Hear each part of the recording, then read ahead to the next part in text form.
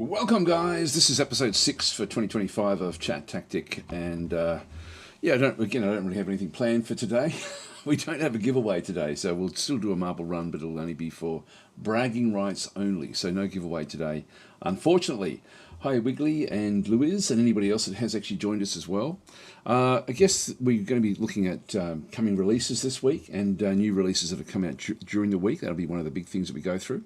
There's a fair few things that are actually coming in the next in the next days. Really, there's really not over the next week. So by the time we sort of do ChatTactic next week, we'll be sort of maybe more looking back retrospectively.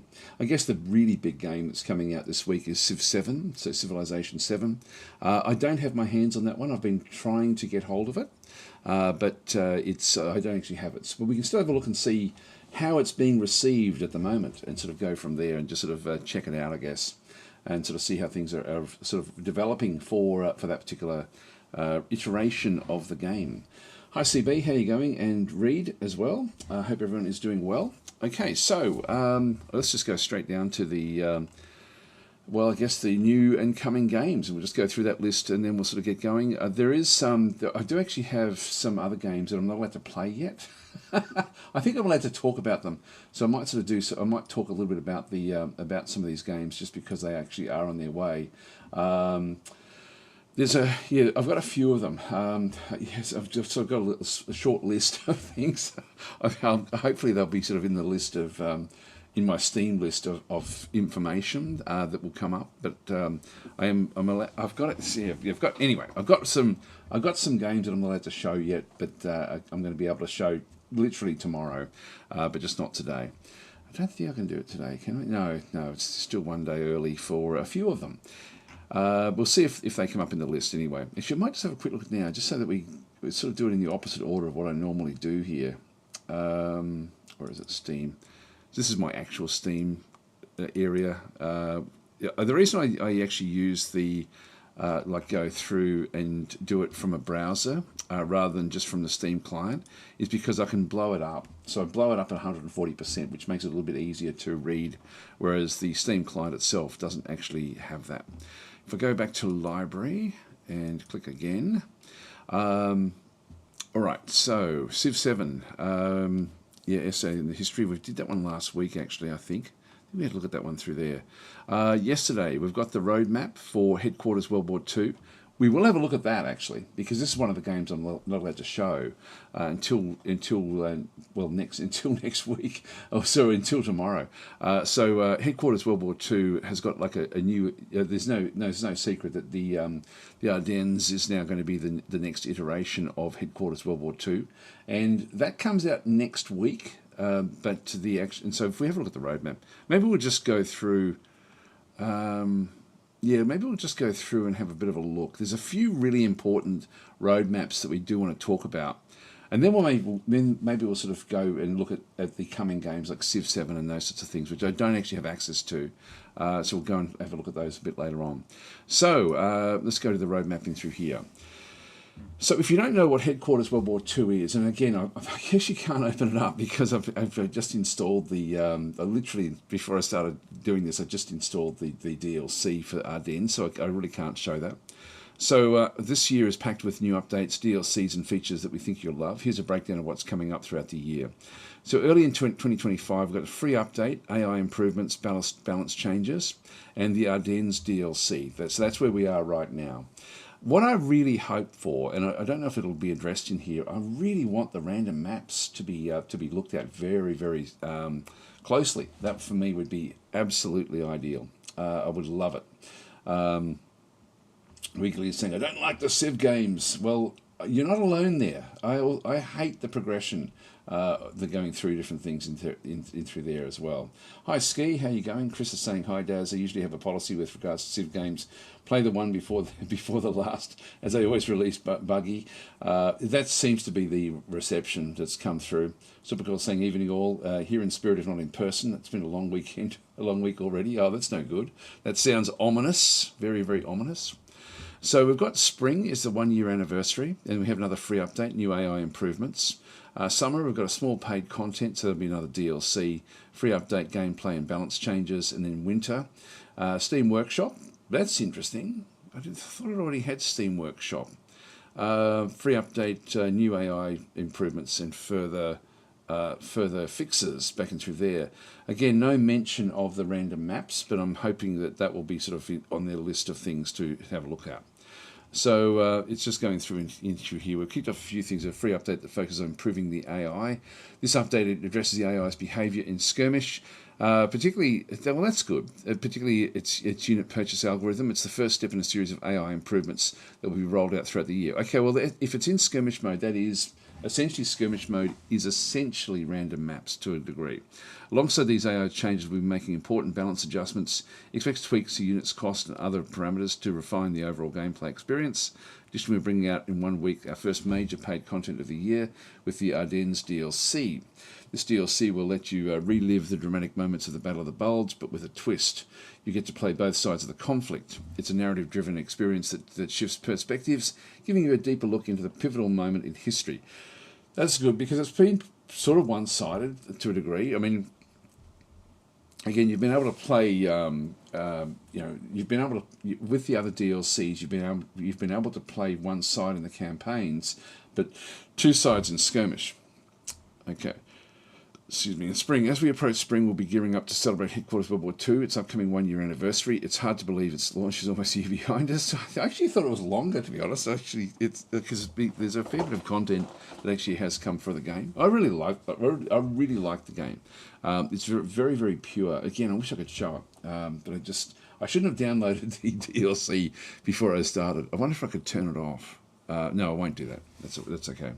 We've also been rolling out another free update. That builds on the previous AI improvements, adding further refinements and bug fixes. Now, I'm guessing that they can't really, go through exactly what they want to be fixing with this sort of stuff. It's just going to be that they've got it scheduled in. Okay, so in the summer we'll be releasing a smaller wallet-friendly DLC. While it won't be as large as Market Garden or Ardennes, it will offer fresh content that is sure to be an exciting addition for players looking for something new. Alongside this, again, in my head I always go to, I wonder if that's going to be like even better random map algorithms or something like that. For me would be cool. What I'm thinking that would possibly be, though, would be, if I was guessing, and this is all I am, I'm just speculating, but I'd be speculating that may be more content for the different factions. There may be sort of like different types of weaponry or something like that. Winter, wrap up the year with something huge planned, Steam Workshop support. This highly anticipated feature will allow you to share and download community-created maps for both skirmish and multiplayer modes. It's going to open up a whole new world. That's going to be good. Excited to see what we come up with next. Additionally, we're going to be releasing a final free update for the year, which included the latest round of AI improvements and other fixes. AI improvements is really just we don't know what we're going to do yet. If I was sort of trying to sort of figure out what it all means, the first one is quite specific about how it's going to be sort of doing things with the.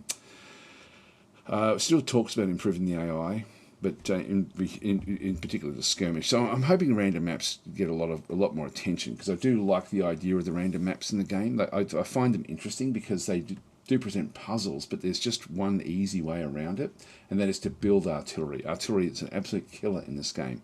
Absolute killer. So anyway, that's sort of where we are through there. Devlog 4, the USA campaign in the Ardennes. So in this case, we do actually have like different sorts of campaigns. There's anyway, I won't go through all that. I think we touched on that briefly last week. Anyway, well, I definitely will be covering that, of course. Door Kickers 2 is now been a full release, biggest update yet, full release and through here. Now this is actually, this is Task Force North, so Rangers, Militiamen and other secret squirrels of Task Force North. This time, the time has come to effectively immediately kick Door Kickers 2 is out. Now Door Kickers, I'm pretty sure I've got that, yeah, Door Kickers 2, update queued. All right, let's go and, that's not that big actually. Let's go and update that. This is a full release. I should have actually done this before I started. I actually thought it was a new game, to be honest. I thought this was actually a new, not just an update, but I thought this was actually something bigger yet. So major update. So full release. So Rangers, Militiamen and other secret squirrels of Task Force North. The time has come, and effective immediately. Door Kickers 2 is out. Thank you all for your patience, support, confidence and feedback. So enjoy the game and let us know what you think. Just because early access is over doesn't mean we don't care or work on the game anymore. Seriously, go play the game. If you must remember what we added, you can check out our old blog post. So in this case, back from October, update on progress towards the full release through there. We might have a look at that one through there. So they don't actually do, if we just go and click on that particular blog post and just have a bit of a read of it, because I don't know if you guys have played this. I know some of you have, because it always, whenever it's mentioned, people go, oh yeah, this is such a great game. And it really is. Sort of a few more of the comments there. So Wiggly is saying, don't worry, man, you only have to continue for the rest of your life. There we go. Some words of encouragement. Blackpool is then saying, Daz, have you got a free key game called Immortals of Enium? Only trouble is for redeemable. It's redeemable on Origin. No, look, I'll just stick with what we've got there. So we won't have a giveaway today. Does this game have random map generation? So Louise is actually asking. Now this is for, I'm guessing you mean for headquarters, not for the Ardennes feature. If you mean, well, the answer is yes to both games, both to Door Kickers and to headquarters. Headquarters, God, I wish I could show it. I wonder if I can. This is still actually updating, so we'll have a look at this one through here. Campaign mode. So we've got in through this one, you can see this was done back in October. This is when this one was actually posted. But this has now been finished. So it's now finished as of today. Bad news of no updates in a year. Okay, so the thing is, this game used to have like a lot of updates, and then they sort of went quiet on it, but it really has been such a good game for such a long time. We've added campaigns. I don't know if it's showing what's going to be coming with the actual game itself. It's an operation, a set of custom handcrafted missions forming a story. Missions are interconnected. I wonder if you can. I wonder if that will actually allow. This is Operation the Crack. Okay, so the different operations back through there. I haven't played those. Exclusively. I'm going to have to play this on Twitch for Daz Demptions if we can. Because this would be ideal. This would be the ideal Daz Demption game. To have named characters trying to sort of work their way through. This is a fairly difficult game, or can be a fairly difficult game. Doctrines are back as expected. Gives you a chance to upgrade and customize each squad to a playing style. Each unit has its own doctrine tree, but squads of the same unit have different doctrine setups. That's really cool, actually. So that's actually very, very good. I'll open this one up as just when it updates. New maps and much improved map gen. So this is actually its map generator. The game will ship with at least 90 single missions. We have 90 now and a couple extra in the works. The map and mission generator was also significantly improved, especially for the Tour of Duty campaigns. Now it will generate night maps, locked doors. Okay, that's cool. So there's a Tour of Duty campaign, which is like a random campaign. Oh, wow, this is awesome. New enemies and equipment.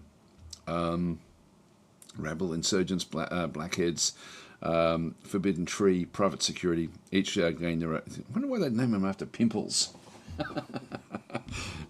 You got the blackhead pimples.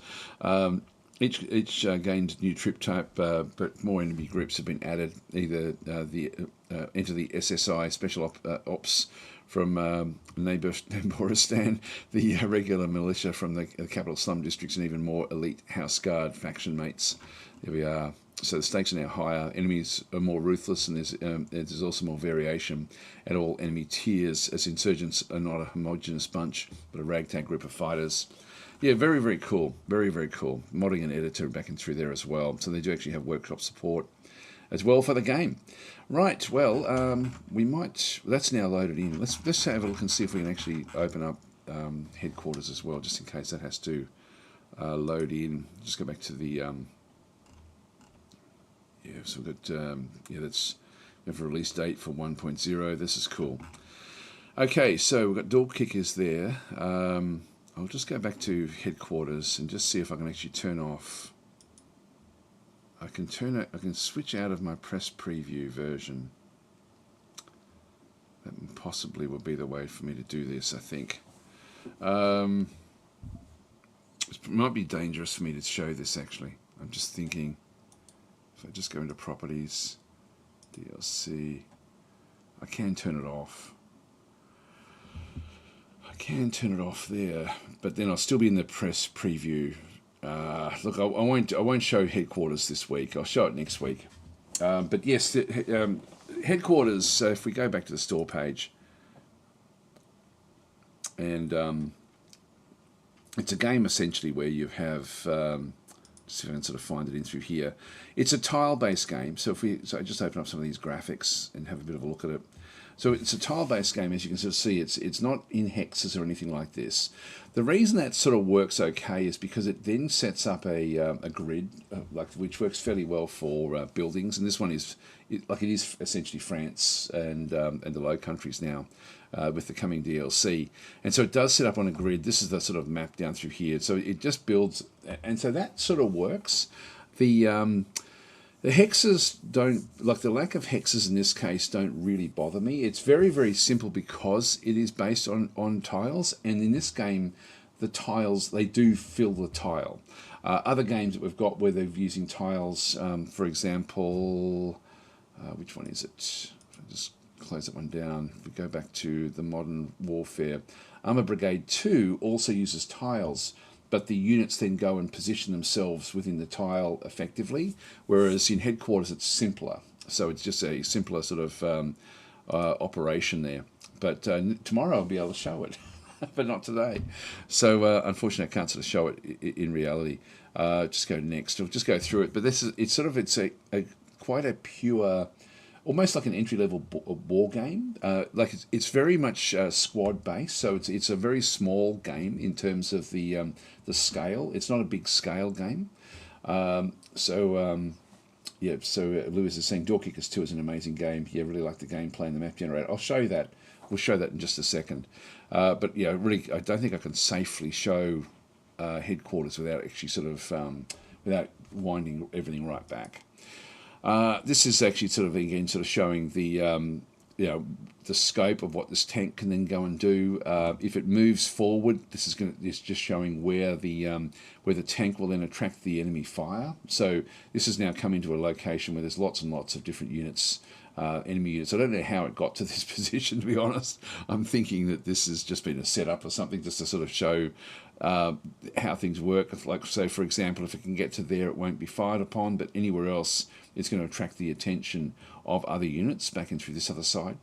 And again, the everything is destructible, and so in this case, I still don't know whether I prefer to have hexes or tiles in here, like as in squares rather than the actual hexes. And when the units do move, they tend to sort of they show that they're moving across the diagonal, but I forget exactly how what sort of movement rate that actually is. Again, the game looks really quite nice, even though it is sort of tile based. But it's very, very simplistic and pure in the sense of so it's very as much an entry level war game, but with destructible areas. You do have to make good use of terrain. Very much so. You have to do that. The AI sort of with the random maps struggles a little bit with being able to sort of knowing what the objective should be. So having the AI know what to do there would be great. The fact that it's got random maps I'm really, really appreciative of, because I know it's so much harder for devs to actually code an AI that can actually think its way through random scenarios rather than it being just essentially positioned there. And the game that, as soon as I say that, the game that always springs to mind is I've just gone completely blank again. Is Panzer Corps 2. Panzer Corps 1 was purely there was no real random maps there because the forces that you came up against were triggered based on where you were on the map, and so they'd release different units. So it was essentially a curated puzzle game. Panzer Corps 2 actually now does have genuinely random maps with an AI that has to think its way through, and headquarters is the same sort of deal in through there as well. You can see the destructible terrain coming back in through here as well. These are like positioning of forces. Again, these snipers have been sort of set down. These guys are also the scouts are now looking across the river and then protecting against forces that then move across. And so this is sort of essentially sort of like the range that these guys can fire from in this particular position. Again, it's a really nice game. Like the presentation is great. This is the leveling up system within the game itself. Again, I'll sort of show this over the coming week as to how it actually does sort of work. The camouflage system, which you can sort of change at any point. And then photo mode in this game as well. There's a lot of the Slytherin games actually have this photo mode, which is quite nice. Anyway, that's headquarters. I'll just go back again and go back to door kickers again, I think. Yeah, so we've campaign mode. Yeah, so we've added campaigns. There's now 2 separate campaign types: tour of duty and operations.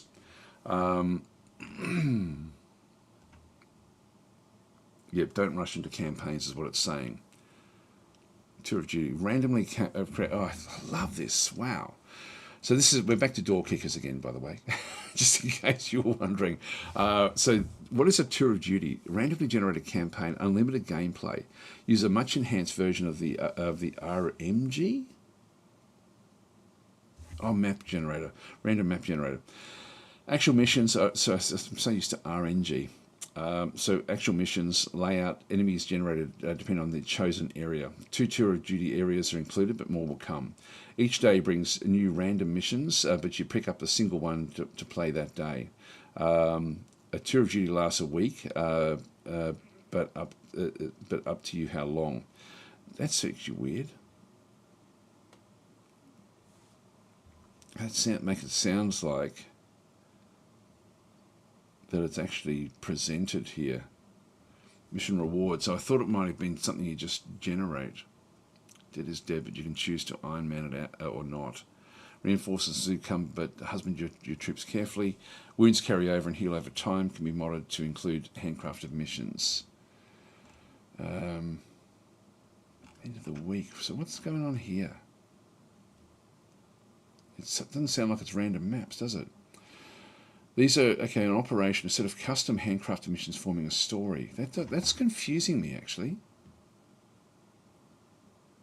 Each day brings new random missions. I don't like the idea of this. Oh, hang on, no, sorry, it must be each day. I thought it was going to be like, through Steam. But I think it's basically you end up with a choice for every day in the operation itself. So, so this is actually, this will be interesting.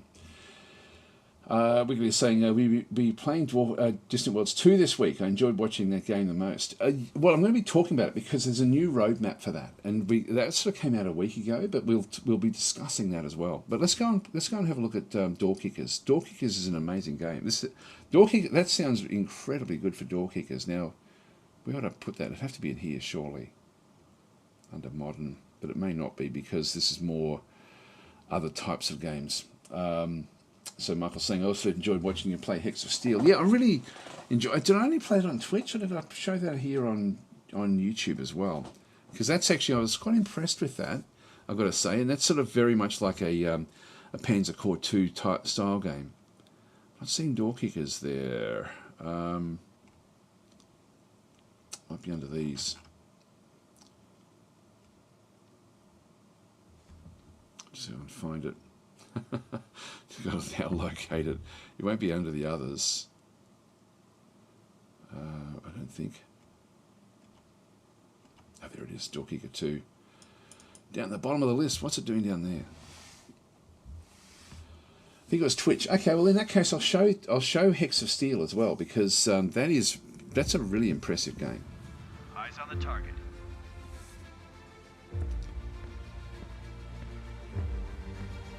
So this is now the release version of Door Kickers. Door Kickers 2.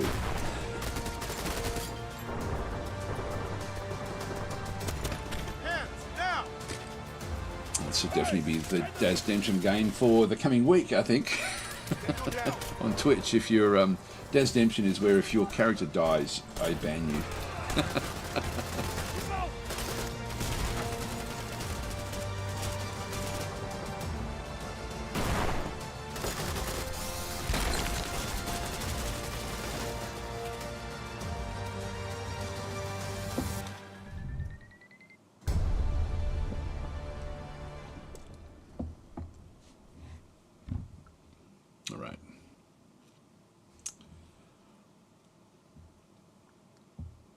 This is an incredibly good game. I don't even know what the rating is, but if it's not in the 90%, I'd be very, very surprised. So this is Task Force North. It's showing us, version 1.00 down the bottom there. That's pretty cool. If we go across now to what you used to be able to do with this, and I'll just go to settings. Just bring the sound down to about 0.5 and the music down even lower. Apply that. So what you used to do with this was, if you wanted to play random maps, which is what I preferred to play, so you go to missions, and then you'd actually have your creation, Steam Workshop missions, FNG's Welcome back and through there. It's sort of like the entry level way of playing it. Lead the Way, Tiny Troubles, Deck of Cards. These are all different sorts of styles of the maps, like map collections. Then you had the mission generator down the bottom through here. Oh, hang on, I need to complete 20 more. Oh, they've actually locked it on me. That's not good. So you do need to do that before you can actually go to the mission generator. That's a shame. God, I'm going to have to go and start again. I'm going to have to work my way through the actual missions. But what would actually happen through here is the mission generator would then generate random missions. I wonder if we can go back and go to campaigns. Complete 15 more single missions to unlock that one. Okay, I'm going to have to go through and play this. All right, we're going to have to go and do it. So complete 15 more single missions to unlock that as well. Then we have, so we need to get 15 missions all the way through. So these operations are curated with different things. And I'm guessing that the workshop will then actually have these as well. Online co-op, if we go, I'll just play a mission in this case. So we actually have your creations. You can actually design your own maps. You've got Steam Workshop missions through here where you can just sort of go and download them in. So you can bring in a random Steam Workshop map if you wanted to. I don't know if it's going to show it. Actually, I can open the workshop. I won't open the workshop. So this one, you have to start here. So this is like the most basic of the basic. And so it just goes through essentially who you're up against, so clear, or what the mission type is, clear hostiles, abduction. This one here is a hostage rescue. This one here is a stop execution. I wonder why my previous runs are not included here. They're pretty quick and easy though, and so this is actually just going maximum number of troops you can deploy is just 2. So we've got up to 4 for this particular one through here. So path to suck less in through this instance. If I just open it up so you can sort of see how it actually is played. Mr. Sukuru is saying, every time, why do I do this? Every time I see Daz play a game, I end up buying it. Everyone should have door kickers in their. This is actually more the tutorial. Yeah, I remember this one. So it's just sort of showing drag the trooper to draw their path. Troopers follow it automatically. Just go across and.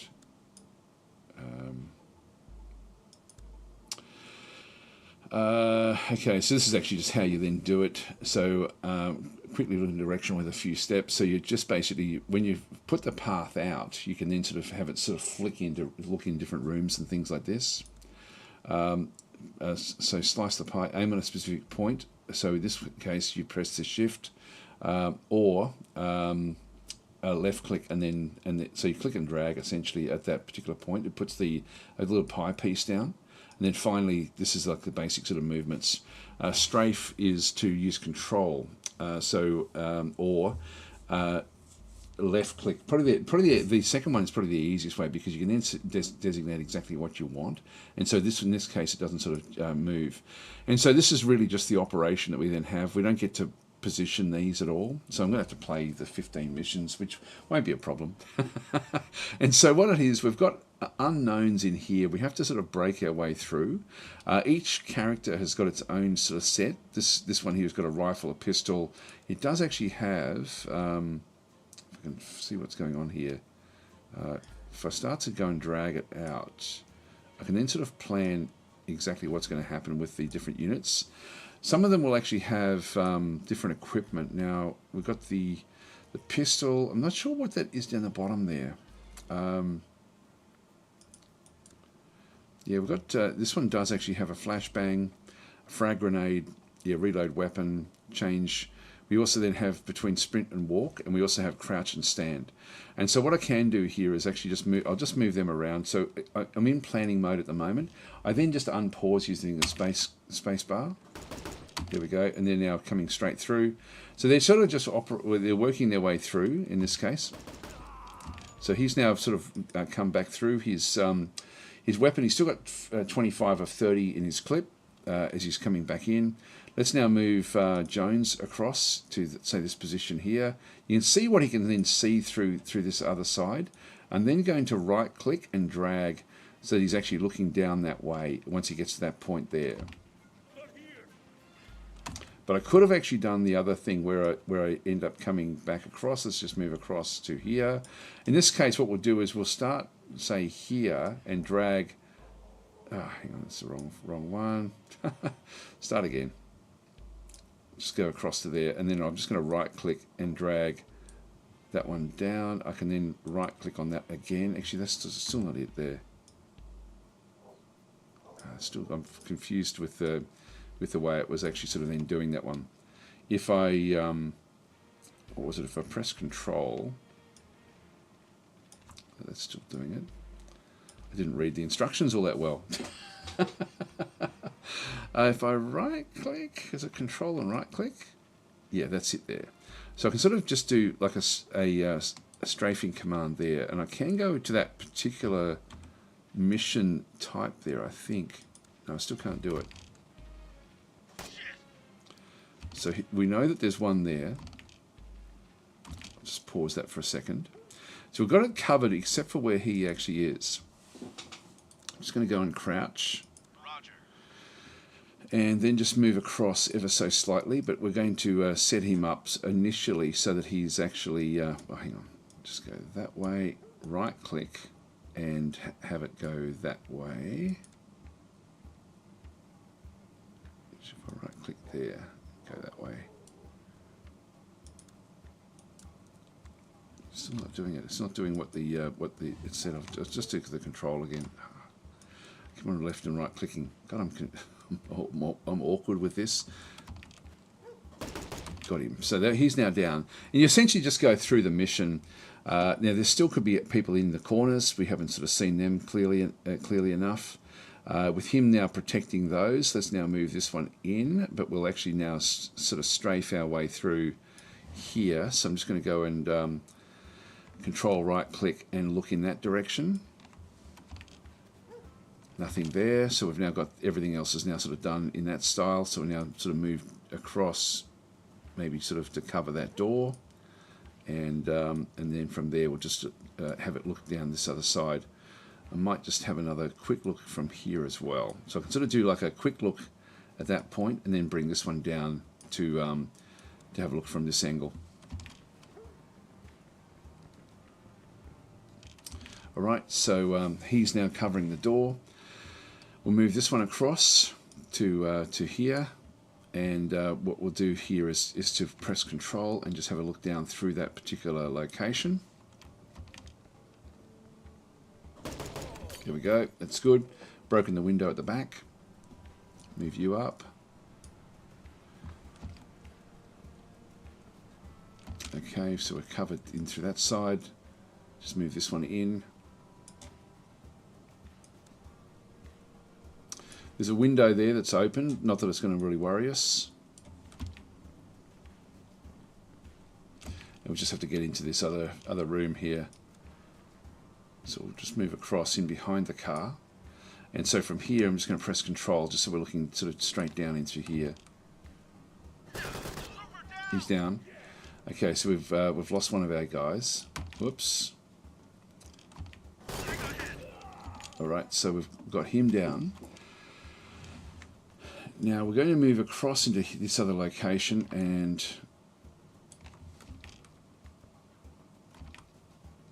we'll do another one on the other side. Let's throw the flashbang.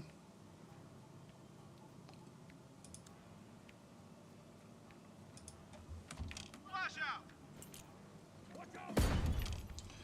All right, and up through.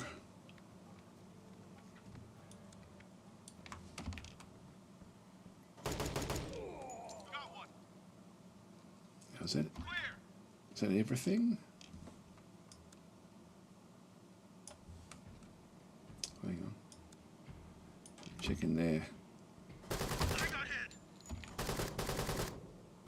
And I didn't look. So I failed that mission. There's one in the toilet. All right, so anyway. So that wasn't good. So I got zero points in through there. So I'll just go back to the menu. So I don't think that counts as a mission. Anyway, that's Door Kickers. It's very, very quick to play. It's a great little game. It can be quite brutal. We'll just go back to the Steam area. Anyway, I'll leave that one there. But Door Kickers is out as of today, so that's definitely worth having a look. So yeah, Drexy's saying I faced. I know as soon as I started moving, I thought, oh damn it, I'm still looking in the other direction. So I'll just quickly go through the comments again. Yep. So Michael's saying I downloaded the free demo of Hex of Steel and played it for a bit. The game looks smooth and runs smooth too. Yeah, it's very, very well done for a one developer game. Yeah, so Michael's saying, yeah, we want more Daz Demption games. This is an ideal Daz Demption game. There's going to be a lot of bannings if we play Door Kickers. Mr. Sirocco is saying, yeah, you've already done that one. So Mike's saying, I may need to buy this one. It's very, very good. And so Korosami is saying, looks very cool. It's actually quite simple to play. It's more about setting up your forces, using your explosives correctly, using flashbangs correctly, things like that. You also have ways of checking around corners using cameras, which is what I should have done back there. So Blackpool saying, Daz, keep driving on Steam. Looks very good. Demo was very good. Yeah, okay, I'll keep driving. I don't know that one. I'll have to have a look at that one in a little while. So Poor Soldier is getting confused. Yeah, so hi Bubo, how you going? Invictus is saying, hi all. FBI opens up. Love Door Kickers. Yeah, it's great. So Michael's saying, is this Jagged Alliance mixed with cannon fodder? It sort of is, I guess, to a degree. There's more you can do with in Door Kickers. It's much more contained than Jagged Alliance.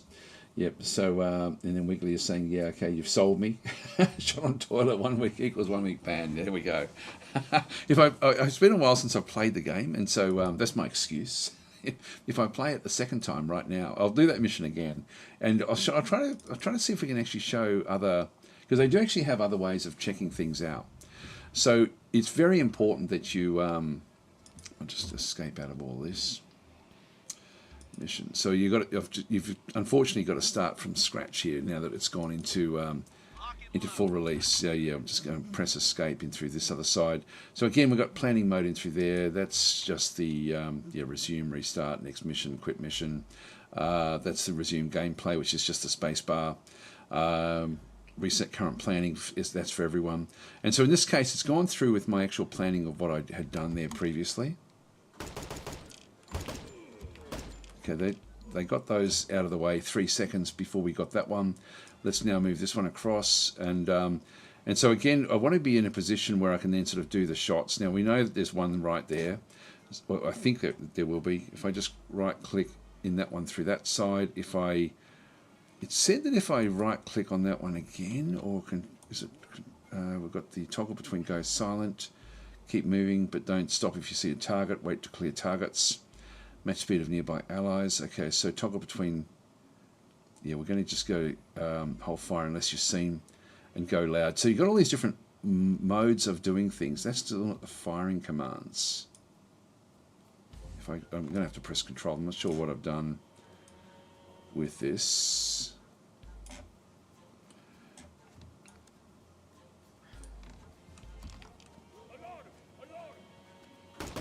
There we go. So now that we know what we're doing in these areas, we know that there's nobody else in here just yet, but we're just going to still just do it effectively. So in this case, control, right click, drag into that position. All right, that one's fine. Move this one across, whoops, into this position again. And at that position, we'll then glance down this way. there can be missions. Now this one's unfortunately is sort of set to point in that direction. I'm not sure how I can sort of change this, his view mode. Yeah, I'm not sure what happens there. Oh, hang on, I'm still running the game forward.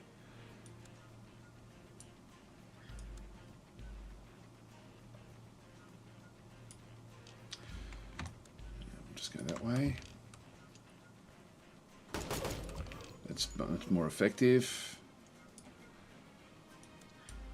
These are just glances. If I just sort of click and drag, it's just a glance. That then resets. Now, with what we have here, we do actually have a frag grenade. Now that we know exactly what's actually in the room, I can just move across to here. I can actually open that window if I wanted to. Okay, we're not seeing anything else in through there. We know that they're actually behind there somewhere, so we're just going to go and throw the grenade.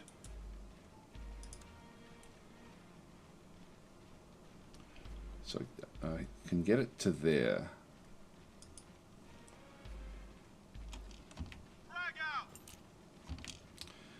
Okay, you come in.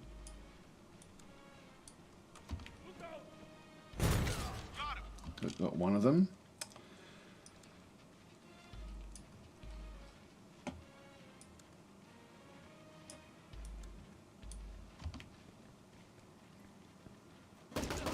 Got him. Okay, so he's now gone. You can see that everything is destructible here. Just now move into there and control. Click that one.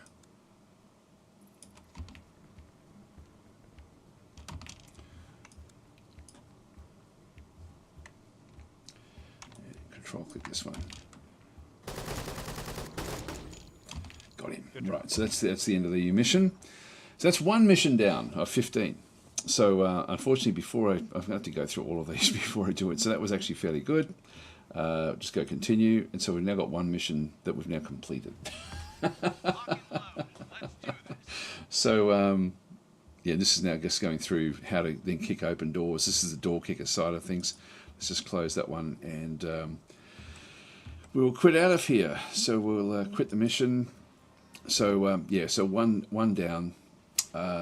Yeah, heaps more to actually then go and play. So I'd have to sort of go through the various groups and through that other side. Just quit the game out of there. But they're a very, very cool game. Door kickers, very, very good. So Brian is saying, Daz, did you hear that Football Manager 25 got cancelled? Do you have an opinion? I've never played it. I've never been interested in football management games. I don't mind like soccer games where you can actually play, but not the management side. I don't know why people. Well, I don't know what the attraction is for those sort of games. To be honest, it's just like you might as well run a business if you're going to do those sorts of games. Michael's saying, do you get a roster of troops you can then choose from for each mission? Yes, when you've actually got an actual the way it. Unfortunately, I've now got to unlock everything again. But in Door Kickers, you end up with a force, and you decide who comes in on each mission. They get experience at each mission, and so it will progress up. That's why it's the perfect Daz Redemption game. If I can get past these initial 15 missions, then we'll actually end up with a squad, a team we can then take in, and we'll end up with maybe sort of like double. Like it might probably end up with like 10 guys or something like that. It would be the ones that we then have as the actual door kickers themselves, and then they would go in with different classes. You've got different classes in door kickers, and so that's why it'd be great for Daz Redemption, because we'd be able to sort of bring in each mission, and you can see there that it can be fairly brutal if you're not extremely careful. Jordan is saying, I'm still playing FM22. This is Football Manager 22. Tina is saying, hey Daz, when is your next Twitch stream going to be? That should be tomorrow at around about 2 hours before this time. So usually that's when I sort of start streaming, around about in about 22 hours time. So and that will be a good one for us to play, because I was playing airships during the week, which I absolutely love, and that was so we were playing that one for the last few days on Twitch, which I'll probably talk about as well. This is Airships Conquer the Skies right here. Great little game, that one. Great game. Okay, so me, myself, and I was saying one down, thousands to go. There we go, yes. Did you ever play Battletech? Seems like your sort of game. I never played the board game Battletech. I certainly played the computer game, like the with the, and that is a great game as well. Actually, I sort of wish that they would make a BattleTech 2 with the in terms of what they did do. There's some great mods for BattleTech. I should have a look and see if they're still just how they're still being received. Anyway, let's go back to where we were. We'll go back to here. No, we won't. We're going to go back into Steam because this has got the list of other things to talk about. We've still got a fair few things that we need to talk about here. So that's Door Kickers is out as of today. So grab it if you don't already have it. Great game.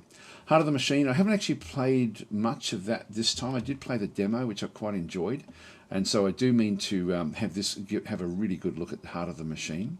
So I won't go through that one so much. This one here is probably the big one that we didn't really talk about last week. Distant Worlds 2, State of the Game and Roadmap of 2025. And so let's have a look and see what this one's about. So this one came out like after we did after last week's ChatTactic. I'll go through this in detail because there's a lot to digest here. So yeah, hello and Happy New Year. A bit late for that, a month and a half in. But anyway, that's great. I gotta say, I really like Eric and Elliot. Elliot is the main person in charge of the coding, and Eric sort of does a lot of the other bits and pieces as well. And of course, Eric was one of the central guys behind Matrix games, but has really sort of moved very heavily into the development side with Elliot for Distant Worlds 2.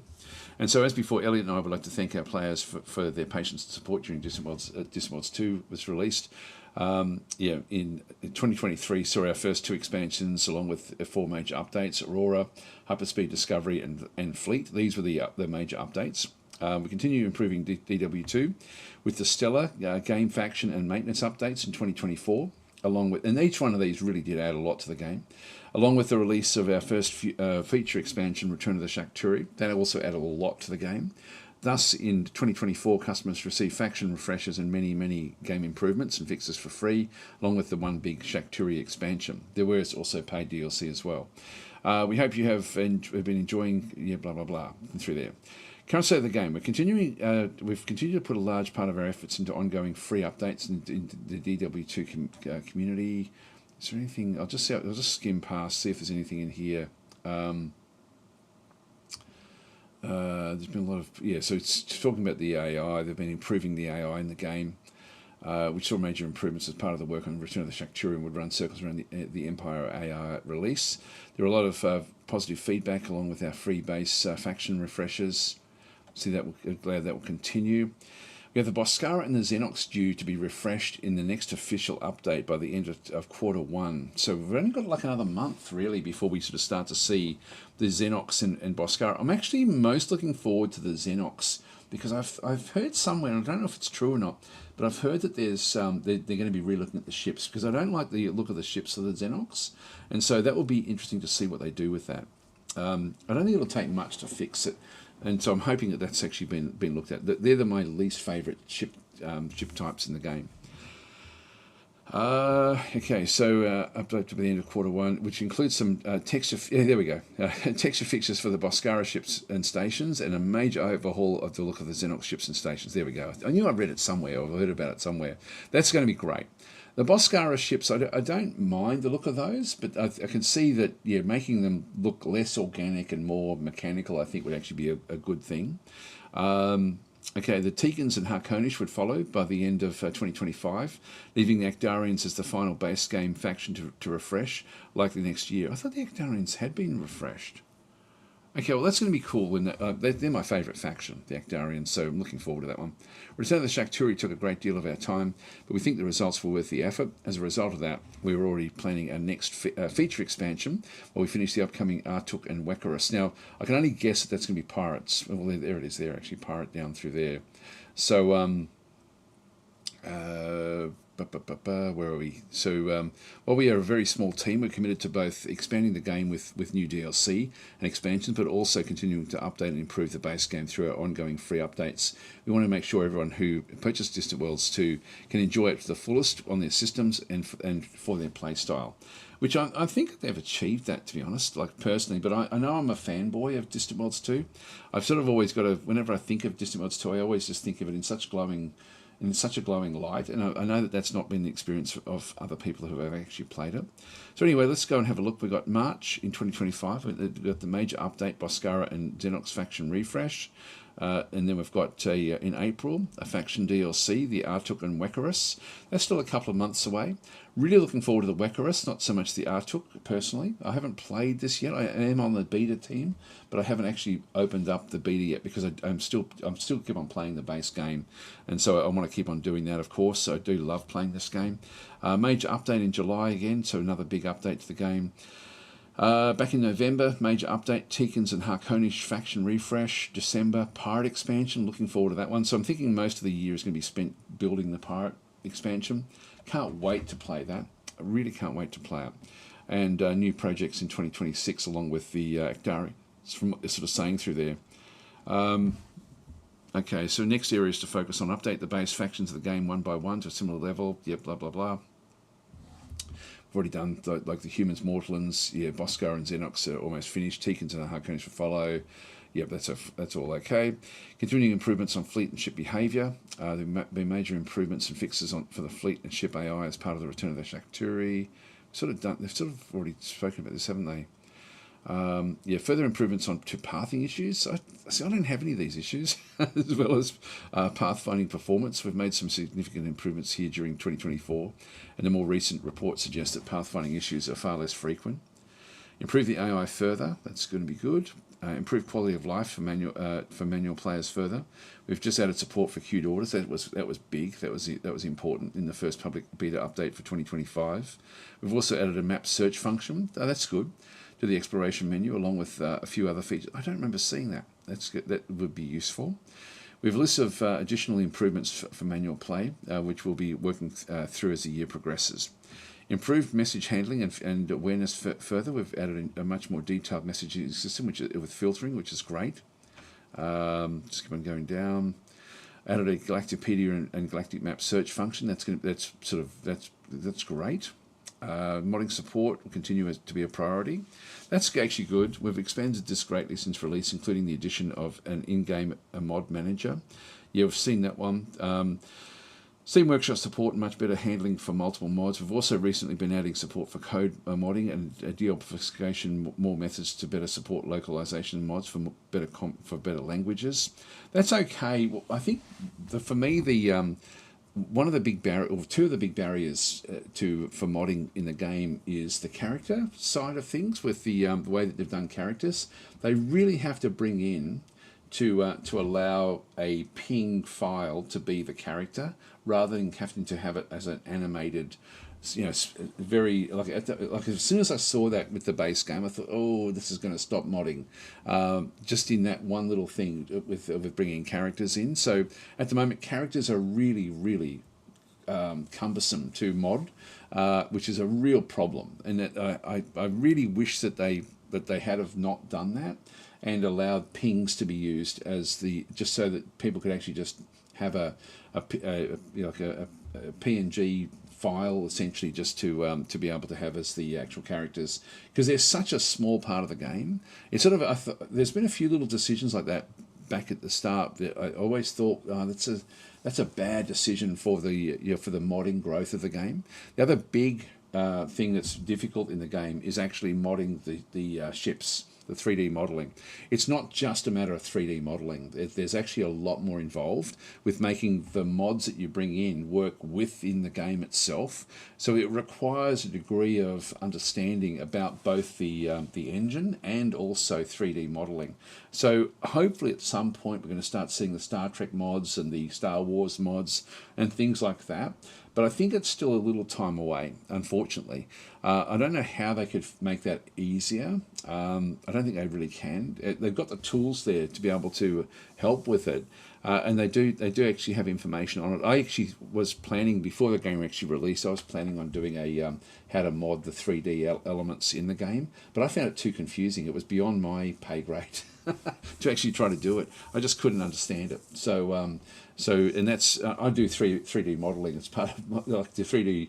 I'm used to doing stuff in 3D, and so it's sort of so it's for my day job, and so it's sort of one of those things where it's where I sort of thought, okay, well at least I understand the basics of it, as to how to build ships and build the actual the mapping on them and things like that to sort of get ships to look reasonable. But it's the extra stuff taken into the engine, which I think is a bit of a barrier as well. But there's no way around that one. That one is what it is. But the first one with the characters really needs to be ping files, in my opinion. Yeah, we've got other issues in through there as well. But yeah, this is actually pretty cool, actually. So as always, the content and art teams are not heavily involved in most of the game fixes we've been working through. They've been spending their time working on future releases. Our first priority is the Artuk and Wekarus DLC, which will release early Q2, which is going to be great. So that's in April. Where's the stuff about pirates? Will we get any info about that one through there? Okay, work has begun on the 4th Factions DLC. All we can tell you about that is it includes the Securans and the Nexilians, and will likely release in 2026. Securans, I think, is a great idea. Kydians I would have preferred as well, but they're very close to the Securans, so I can see why they wouldn't do that one. Nexilians I never really liked in the base game. I don't know how they're going to handle that. Well, they're sort of like T-Rexes that somehow have got opposable thumbs now and can sort of and can make spaceships. So I'm not sure how that one sort of works, but they were sort of like a strange. I hope that they don't go back to version 1 and think they've got to be T-Rexes in space, because that's just not going to work, I don't think. So I hope that they sort of think of them more like just some sort of reptilian. I guess when we look at the Mortallans actually did, from when the game did release, the Mortallans were quite different looking than the base Mortallans, but the Mortallans were always like your traditional reptilian group. So I'm hoping that they do the same with Nexilians as well. Update schedule, yeah, they're not really talking about pirate update. That's going to be the next really big one. So anyway, that's here we go. Maybe slow down that schedule once the pirate expansion gets into high gear. So they must already be working on the pirates update, I'm guessing, which should be interesting. So anyway, that's of course is another big update in through there. Xenonauts 2, just standard monthly stuff in through that side. Airships. This is strategic AI improvement. So I've been playing that because of this update on Twitch, which has been good fun. I won't worry about that one. We've got the dev journal. This is really just sort of talking about base stuff. There is more content coming to Gal Civ. So Frontlines Cryonatia. So this one is on its way. We looked at that one last week. We looked at Endless Legends last week. Battle Sector, yeah, this is all now old information. Back to December. Okay, so we won't go through any more of those. So, okay, where did we get up to? Yeah, BattleTech. Let's go and have a look at that BattleTech. I'll go back to the Steam page, which is, of course, a bit larger. So, BattleTech. This is now very old.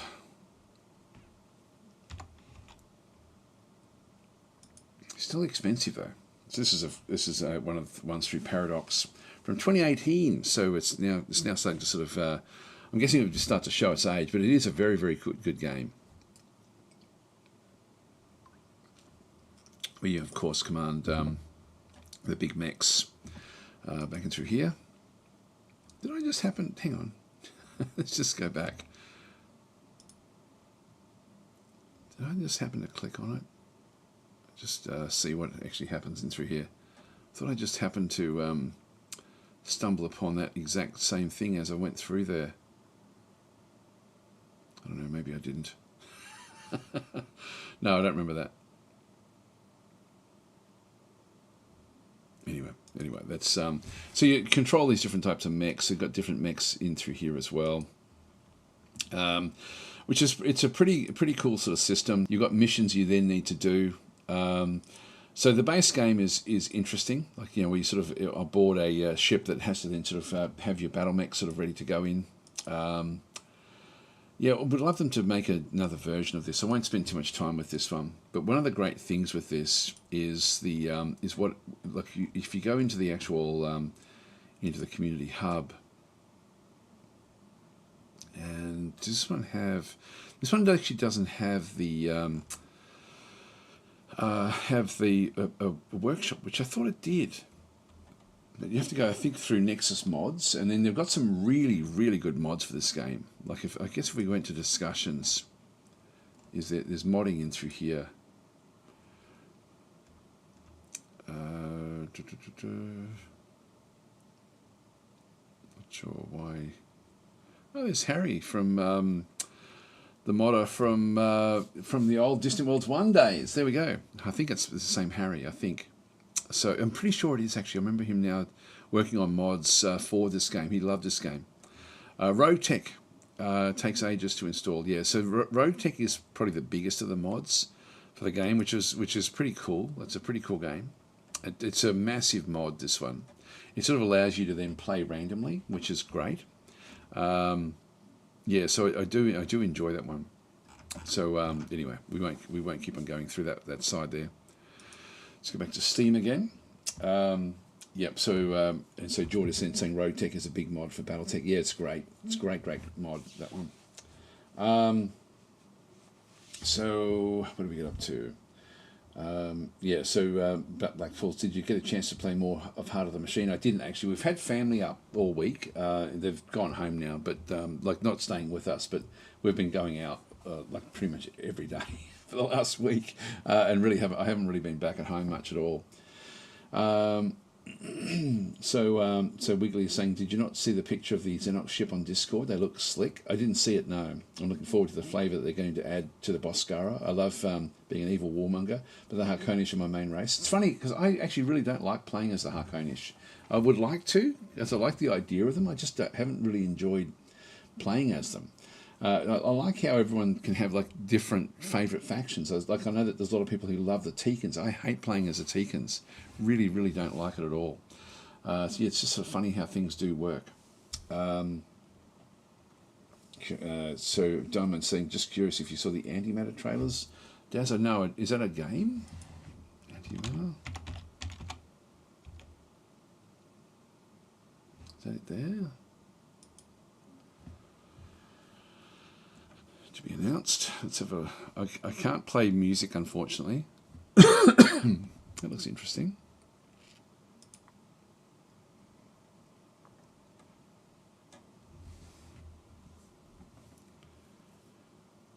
That looks good. This looks really cool. I have to put that on my little list.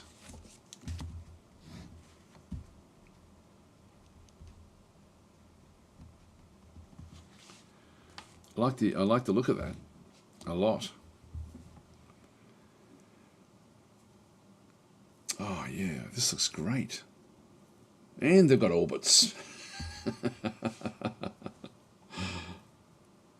Oh, this looks fantastic, doesn't it? Wow, this looks really good. I haven't even heard about it until now. This looks like Aurora 4X, but sort of done in a graphical way.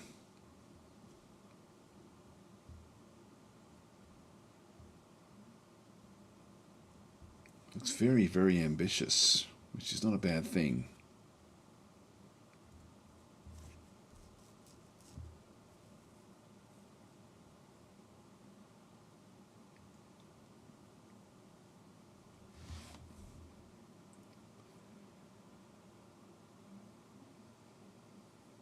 God, there's a lot to unpack here, actually.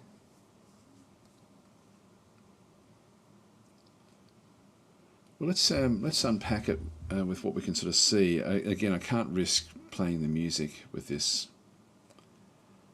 so we can't really have sound. God, this really does look like Aurora 4X, doesn't it? But just done with graphics.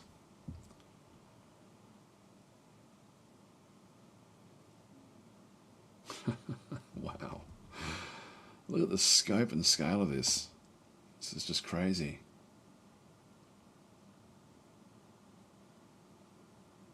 All right, that's very, very impressive.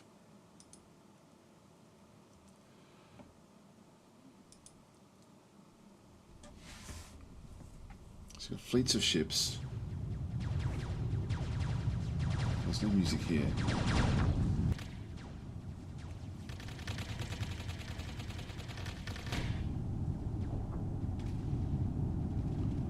I'm not sure if I like this scale of the of so many ships. It sort of means that you're not going to really be getting attached to single ships.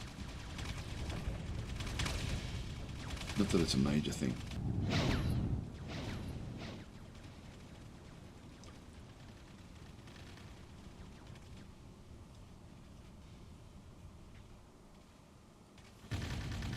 I also like that it's top down, or you know, like on a plane rather than in 3D space. Damage control, which is good. So venting oxygen, I think it is.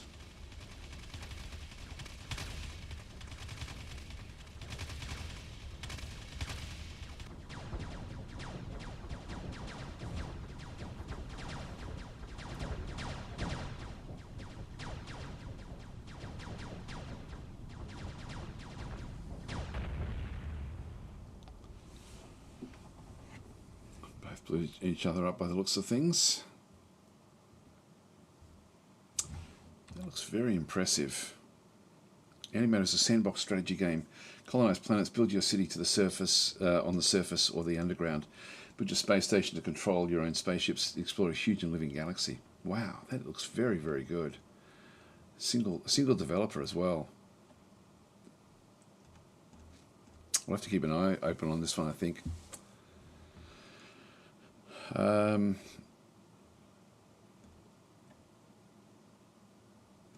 Looks great, doesn't it? Wow. I had not heard of this one at all.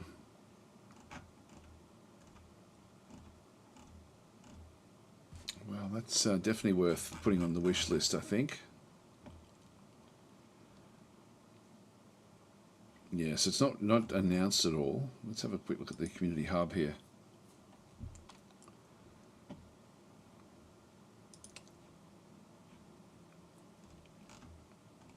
Alright, so there's not much there just yet, but it's really only just coming through. So there's been demo, yeah, Black Magic optimization. So this is back from July, May. Actually from 2023 and through there are some of these as well. Yeah, so back from the 1st of January 2023. So it's been around for a while, and this is often the case with these sorts of games, is that you don't get much discussion until things get fairly close. It looks like hasn't really been a lot until like from July all the way through. So I'm just hoping that yeah, I don't know how long this will go. Yeah, you may have noticed from recent devlogs the game's getting closer to a private alpha. Yeah, so it's still a little way off by the looks of things. Yeah, that was posted in 2023. Yeah, okay, October 2023. So a long, long way away.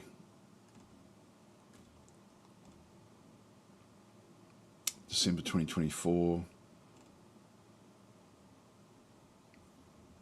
Yeah, it looks like Aurora. It really does. Looks great. Okay, that's definitely one worth looking at, I think. Just I'm not sure how long that'll take with only a single developer working on it, though. That could be a fairly long one to bring in. So that's interesting there. That's very, very, very, very interesting. So what do we get up to here? So Wiggly is saying, looking forward to the Keterovs. Yeah, I love these spies in Distant Worlds universe, but they already added good spies with the Dayut, so don't know where that leaves them. Yeah, that's true. Will they be doing any complete new factions in Distant Worlds 2 compared to Distant Worlds universe, so that modders know what races not to do? I'm thinking that modders will have to be putting in their own factions. To be honest, I don't think that. I think that they plan on bringing everything in from the other side. There's a few that I hope that they don't bring in, but I'm thinking it would be more that you bring in your own group and sort of build it that way. It's not going to be easy though to build the mods. So me, myself, and I saying, got to go, bye, see you later. So Thor is saying, hi guys, have been playing Civ 7 like a madman this weekend. Let's have a look at Civ 7 while we're here. Civilization 7. God, that's expensive. And as I say, I don't actually have, I don't have the game yet. Mixed reviews. Don't know if I'd expect that, to be honest. 51%, that's really bad. Like, that's really bad. I wonder what the original, what the previous version, like Civ 6, I wonder how that sort of released. Here we go, finding swords and stuff. The graphics always look good in the game. I mean, that's no exception, but it's the gameplay. So let's have a look at some of these negative reviews, I guess. So, yeah, there's a whole range of different things you can go and get. Patch 2, yep, so it's coming. Windows Central, Destructoid. Yeah, I don't know. We're not sort of seeing the usual suspects with that particular group. Let's go down to the reviews. Not recommended. Here we go. 7 hours on record, that's enough to know. Civilization franchise is my favourite game franchise of all time, hands down. I'm 41 years old and have played every single edition for hundreds or thousands of hours since I was just a kid. I was extremely excited for a new Civ game release. Been looking forward to it for months, but it's a bit of a letdown. Let me say I don't hate it. I appreciate the attempt to introduce some new features to make the game richer and to try to tackle the snowballing effect that leads to end play being way too easy. The graphics are cool, but they're a little bit buggy, and it's hard to know what's going on between your turns. The user interface isn't as bad as some say, but it isn't great and has some weird minor bugs in it. The Aegis thing is choppy and anticlimactic. A crisis happens, you try to deal with it. It isn't meant to be solved, and then suddenly an era ends and you have a different civilization with different units, and all of your upgrades are lost. The year skips hundreds of years into the future, and you're a new civilization. Each age feels like you started a new game, which could be a very cool way to handle the snowballing issue in 4X games, but as it stands now, it just chops the game up. That sounds really bad, actually. The game is also severely shortened. I like playing huge maps with the speed of a marathon. I heard this as well, that the actual size of the game is very small. This feels more like a game for a phone than an expansive Civ games of the past. There is no time for a domination victory. You can't take over the world anymore due to the time constraints and a settlement limit. When the modern era ends, the game just ends, and that is that. Winners are displayed very little stats on as there were in the past. They've eliminated the workers and engineers, but the new mechanics are pretty cool. I paid for the Founders Edition, wanting to support the franchise and hoping for a most fully featured experience possible. Unfortunately, it feels like a simplified version of Civ, made for a smartphone that is still in beta testing. Wow. This is sort of what I've heard about it as well. I've heard that they've really dumbed it down. That's the feedback I've sort of been hearing about the game. It lacks the depth and granular control, the epic centuries-long wars, and the feeling that you're building a grand empire. This is why I hate eras, I've got to say. I hate eras in games. Like, I don't just... Well, maybe I just dislike them. I really don't like... I just would prefer to play in a single era and be done with it as a game, rather than actually having eras being such a major part. If you think back to why they would have put eras in, it would have just been a game mechanic back in the early day to sort of make it so civilization could be true to its name and sort of work forward. But I don't know, it's become such it's a mechanic I really dislike. Like I've never liked it in any game. It's fun to play, but it needs a lot of work. Firaxis can most definitely salvage the game with some major updates, making it the best Civ game yet. My only fear is that in doing so, we're going to have to buy a series of expansions that add features of the game that would be... I may change my review later. Yeah, blah, blah, blah. Okay, that's interesting in through here. 22 hours on record in through here. Context of thousands of hours in the Civ franchise. As a betrayal... Okay, Civ 7 is a betrayal of Sid Meier's vision for Civ, and it deeply depresses me to write this negative review. It's a broken game. So this comes out this week. It's not out yet. I think it's tomorrow. It's a broken game for reasons other reviews have expressed far better than I have. But the bitter truth is it's unfinished, unbalanced, and unserious as a Civ game. Really disappointed. Yeah, that's all that they had in through there. Thank you for the hard work, Dev. Civ 7 may be a wonderful game with improvement. This is 54 hours, 49 at review time. So these are, I've played 3 full games with different leaders each time. Advice for the first game, fractal map, yeah, blah, blah, blah. That's not really going to sort of tell us. Okay, pros. Interesting variety of civilization with unique buildings, architecture and units. Each civilization has its own civics tree, which adds needed flavour. 3 ages, 100 turns makes each multiplayer and shorter game feel complete. So I wonder if they're going for multiplayer. And Antiquity Age is engaging and has reasonable goals for each focus. Military commanders make combat more enjoyable. Cons, no information given at the end of each era with points. Yeah, blah, blah, blah. Endgame is a slog.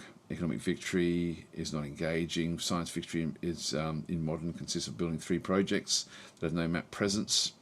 Yeah, so it sounds really half done, doesn't it? I'm a huge Civ 6 fan. Clearly the management team was trading heavily on people's since only 4 hours on record. Yeah, it's interesting. So I mean, there's some positives in there as well, but 51% is bad. So that's been, and it's not the sort of game that people would purposely ratio. You know, like it's not as if people actually have a hatred of Firaxis or anything like that. I don't think.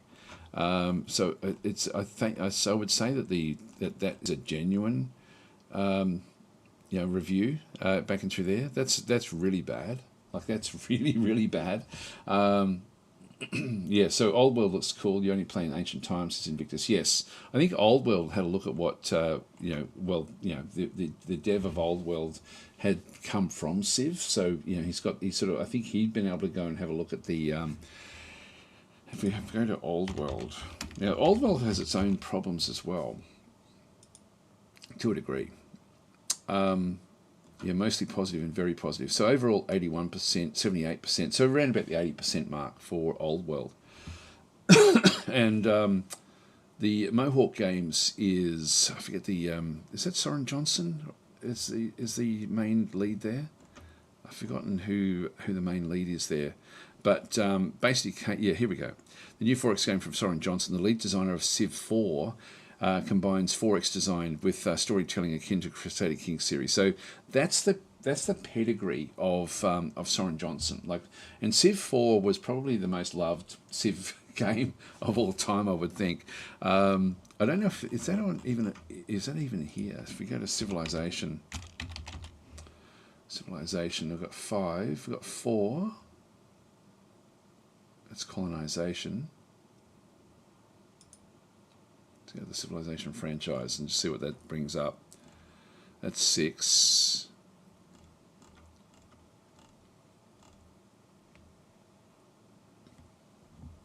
Beyond the Sword was awesome. This is really old now. 96%. But that's not the base game. Let's just see if we can find the base game here.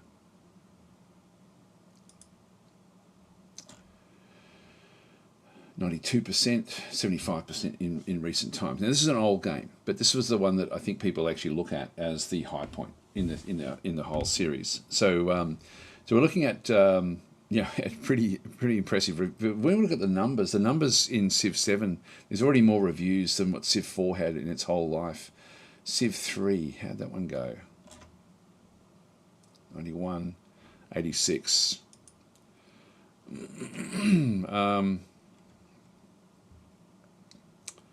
Civilization 5.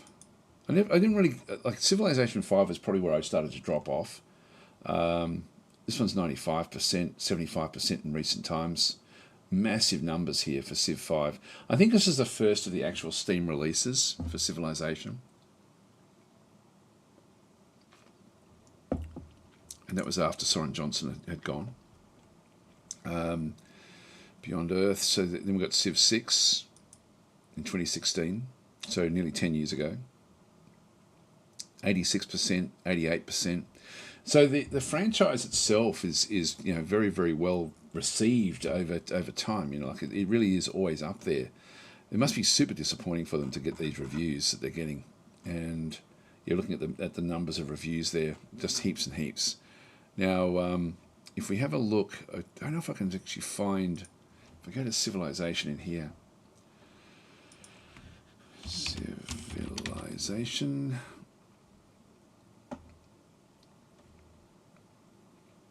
This will be actually who plays it. Civ 6. Not even sure if Civ 7 is going to show up in through here.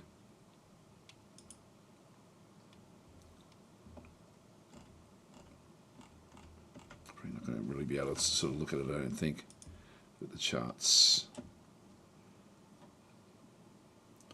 45,000 players right now. 60,000 in the peak, all-time peak 8 years ago. So soon after release.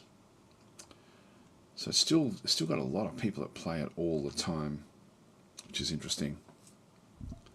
And so we've got the lifetime. Yeah, so that's the, look at that. It's actually got a steady increase over time in through here as well, which is interesting. So it's actually gotten more and more popular over time. Civ 6.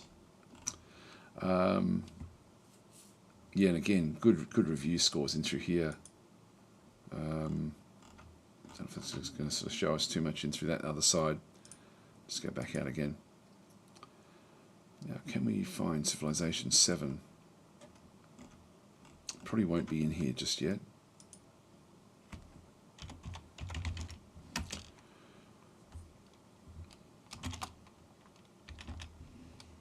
There we go. These here. Okay, that's going to be another DLC, I'm guessing. Oh, hang on, that is Crossway of the Worlds collection. I'm not sure what that one actually is, but anyway, let's have a bit of a look at this one. So this one releases soon. Yeah, so we're looking at the reviews in through here. There's 38,000 in game, so there's more in Civ 6 at the moment. So there's a lot of people playing it. So it's popular, but just rating terribly.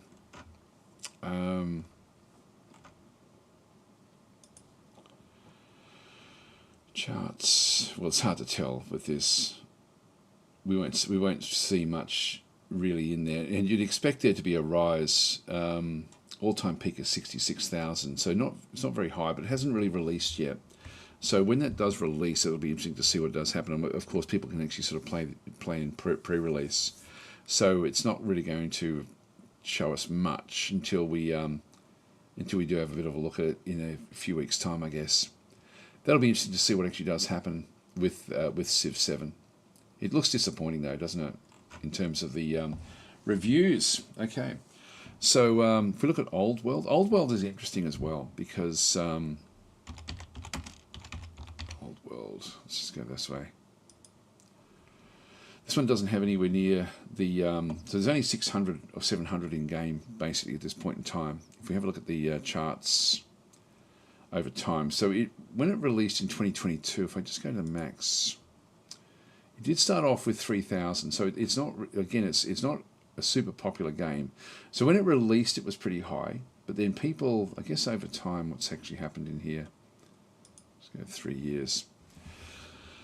So it's sort of on an upward trend, sort of slightly. So it's sort of slowly rising again over time, and I think it's with its reviews, around about that 80%. It's actually that's not bad at all. Really, with what it actually is doing. I don't know if we can track the charting of this to see the. I don't think it tracks it easily.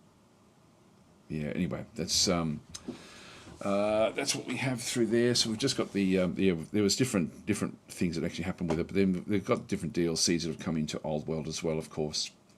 So yeah, but Old World doesn't have the eras, and this is from the Civ 4 developer, Soren Johnson. So it's with his company, Mohawk Games. So, and Hooded Horse, of course, is the publisher of this. I think one of the things that has hurt Old World is that they had the exclusive deal with Epic Game Store for a year, and that tends to hurt games. They tend to never be as popular as they should be when they come out of that 1 year exclusive. Anyway, we'll leave that one there. Okay, let's go back through a few more of the comments. So Thor is saying it really looks like the ages. It levels the playing field and stops silly snowballing. If you did good in one age, you get a lot more bonuses in the next age. Yeah, okay. So if it levels the playing field, what's the point in try harding in the earlier ages if everything gets leveled? Yeah, I just don't like ages. Civ 7 more about picking a leader and taking him through the ages, getting XP. I'm really not sure. I've got no idea. I have actually applied to grab the game, sort of like to do it so I can test it and review it, but I haven't received any information back yet. Diamond saying I still have Civ 4 Beyond the Sword on my laptop. Yeah, Beyond the Sword was a great addition to the game. That really enhanced Civ 4 into stellar areas. Thor is saying, Voodoo Dog, you get more bonus points, which gives you an edge, and of course you still have your Empire. There we go. So Blackfall saying Old World is very good Civ game, very much to 4-5. I don't know if you mean Civ 4-5 or 4 out of 5. If you're saying Civ started with Civ 1 on the Amiga for me, there we go. Wow. So you've played it for a long time. ZXM is saying each game since 4 is dumbed down from the one before it. Just my opinion. Yeah, I think so. I agree with that. Chond is saying I'm having tons of fun playing Civ 7. It's just an incredible fun game. I don't get the bad reviews, honestly. Okay, well, each to their own. Look, I think the take I took was that it has been done more like a mobile type port more than a actual than a PC game. That's the overall. I guess if I had to sort of sum it up in one sentence, that would be the sentence that I've heard. I haven't actually played it. ZXM, I've not played 7, but I've watched probably 50 plus hours of it to see if I wanted it.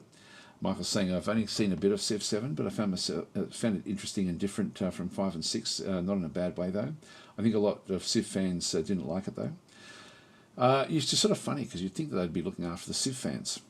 And I think back to games that I love. If they change it, if they change a game that you love, you're not going to receive it positively. So the price tag changed that ruined Civ 7 for me. Yeah, that's extremely high. And is it a price gouge? I'm thinking possibly yes. It certainly is up there.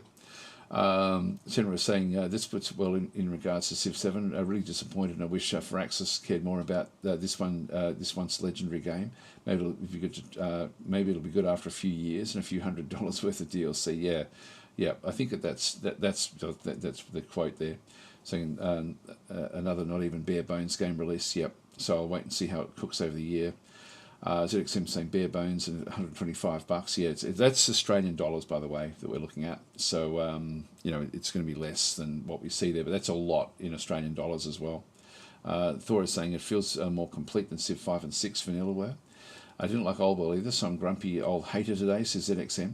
Yeah, Old World is a game that I enjoy but don't love. But Civ is, I just hate the eras. I wish they didn't have the eras in it. They were saying, but the DLC strategy is really money grabbing, not very customer oriented. Yeah, hating it's the true path nowadays. Hate is the Emperor's greatest gift to humanity. I think Crossfire was a fun spin on Civ. Love that one. I don't know that one. Blackpool saying best game that came out was Kingdom Come Deliverance. Yeah, that's actually now coming out this week as well. Go down to the actual list. Just go back to Steam powered. So if we go to the new releases and have a bit of a look at those as well. So this is the new and trending. So this one here, overwhelmingly positive, 95%. That's Door Kick has just come out right now. In fact, I'll just reload that and see if there's anything else that's coming in top of it. No, that's okay.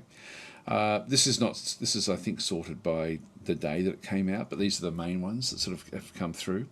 Astral Throne. This looks interesting. I don't know anything at all about this one. Let's have a look at it.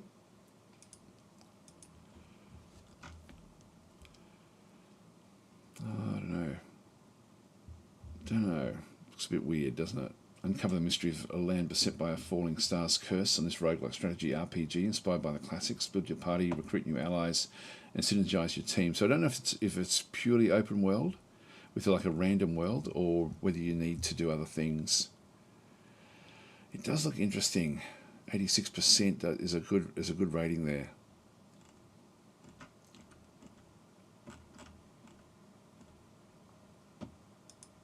So what have we got in here?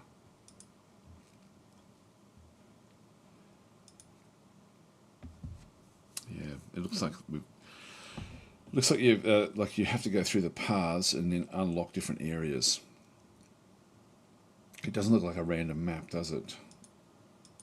Let's see if we can find another one. Yeah, no idea what this one's about. No, let's not worry about it. Okay, so that's Astral Throne. Know nothing about that one.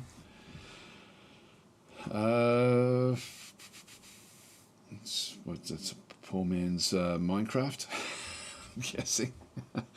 Border Pioneer. We'll go to. We're going to have a look at with. There was a. Yeah, actually, the new one that has come out. If we go into a new releases, Kingdom Come Deliverance. When did that one come out? This one is very positive. 20,000 reviews. Might as well just go across to it.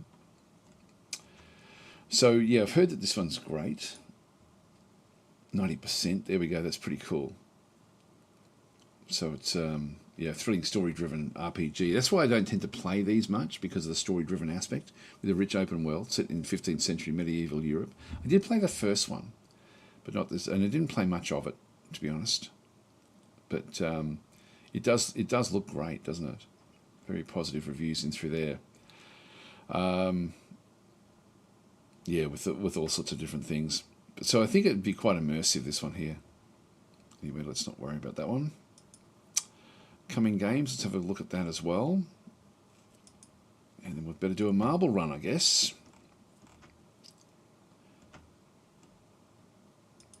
It's top sellers, yeah. Kingdom Come Deliverance back on top there. Counter-Strike 2. How does that one... That's free now. Okay. That's... Counter-Strike 2, I haven't played that in years and years. There's Civ 7, so ranking right up there in terms of sales. Monster Hunter. See if there's Helldivers. That's supposed to be pretty good as well. Sims 4, free. Okay. Anyway, let's start a marble run, I think, even though there's no giveaway today, guys. So there's no giveaway. It is literally... is there anything else we're going to have a look at? So yeah, Diamond was mentioning Alien Crossfire. Yep. So Invictus saying Old World has attacker's advantage, defending units don't attack back. Yeah, some players don't like that. Guy Bellaby saying I used to play Advanced Civilization, an Avon Hill board game in the old DOS days. Okay. Michael's saying yeah, that where is it? One that looks good for yeah, Kingdom Come Deliverance does look good actually. I know it's rating really highly. So I picked up Fermageddon yesterday, and it's very brutal and unforgiving, so I'm loving it. Battle Brothers vibes for sure. I think we had a look at that one last week. Hi Dom UK, how you going? So yeah, Michael's saying I'm not sure how much is in the demo, but there's a lot of magic and monsters. Can't believe Civ 7 is so expensive, pre-released. Yeah, I know. It does feel like that that they just need to get money in quickly. That's what it feels like, which is sort of funny. Yeah, do the marble run. Absolutely. Oh, Hex of Steel. Yes, I was going to talk about Hex of Steel. I was going to show Hex of Steel because it's a... Did I show it? I don't know if I showed it last week. I do mean to do it like an actual bit of a playthrough on it because it's a extremely good game. Let's just minimize that. I think we've gone through everything in that list as well. So Hex of Steel, I've been playing this a little bit. I played a little bit on here it is down here. I played it a little bit on Twitch last week, and thoroughly enjoyed it. I haven't played it for a fairly long time. I played it before it really, was released, like when it first came out, and but I have enjoyed it. So. Yeah, so it's I've turned off. You can have mods. I've turned the mod that I've got off, Hexenreich. So I'm not playing with that one, but there are some good mods in the game as well. If I just go into play, just go into like a new campaign. So you can actually play an actual campaign set up, like through various like Poland, Barbarossa North, etc., etc. But we won't do that. What we're going to be doing is standalone scenarios, and you can then go to the random scenario generator. I'll leave it just with this one through here. We'll go number of players 2. We'll make the player 1 plays first, and that will be AI will be the second player. In this case, we'll go with. I do like the Germans. Always like what they have. The reason it's under between M and N is because it's Nazi Germany, and but they, for whatever reason they're not actually putting the word Nazi in. We've got the United Kingdom as well. Just going to throw that one in there as an example. So 1939, let's just change it to say 1941. That will give us other things to play with. We'll just go and generate. Just as I need to dash. Dinner's ready. Okay, I'll see you later. So we'll just get started. And so the way that this works, there's still a lot of things that could be done better in this game. But essentially, this is a random map where you do actually have different types of units. The units have got and so we will have a certain amount we can then go and spend. We've got an income in through there. We've got 198 income coming in per turn. We do actually have a bit of an upkeep of different units we have to actually have. We have manpower as well. We have to then, so when we buy a unit, we have to make sure we can afford it and also afford the manpower of it. We do have research we can then go and do. This is quite cool the way this one does work. It sort of allows you, like in this case, if we go to the Panzer Grenadier, it's going to take 17 turns to research that one before we can bring this one in. So we'll start that one, but we've got 6 research points. This is the various this is the various artilleries. I'll just go and grab a big one there. Just go and grab all of these, just so we've sort of got them done. Tanks. And that'll do us. Won't do any more, but you can sort of get, like, you can see there's like a lot of scope with that already. Just get out of that one. So that's now research out of the way. I won't spend too much time with this one because I will be doing a video on this one at some point. The different types of units, if we just go across into purchase, these are the sorts of units we can purchase at this point in time. And so we've got the, like we can get basic garrisons. Light infantry is great just for sort of plugging gaps. Anti-tank infantry, cavalry. Heavy infantry is more your attackers, sort of what you need to go and do. So we've got 940 to spend. We can bring in tanks as well, and also armoured cars.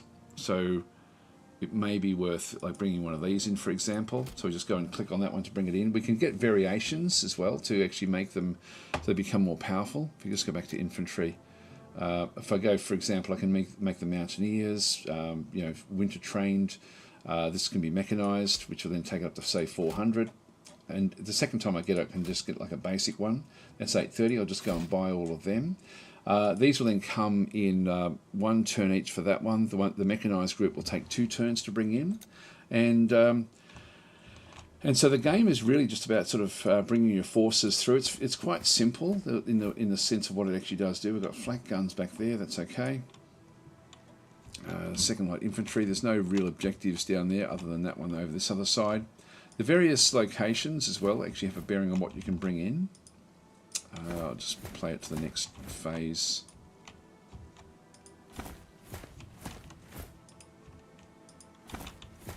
Anything up the top.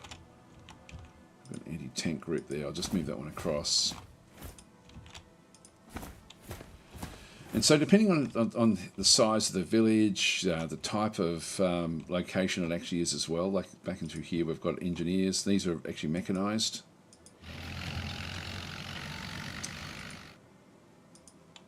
So that's an airfield back there, and we'll probably have a factory underneath that one. I can actually hide the units. So yeah, we've got a factory there. What else have we got? Factory there as well. So we need to. This will be where most of the fighting will then take place initially. Would be in this sort of area. So I'll just go and unselect that one. You can see from the hills, so I'll just go and throw that one up the top there. And we can then sort of see down into the factory complex here that the British have actually then got. If I just end the turn, I now have 2 units that I can go and place. So I can place him in around this particular one, and then we've got the armoured car can go around the factories, but we can't place them around anywhere else. So they can go into factory areas, and again we're just going to go and throw them in around there.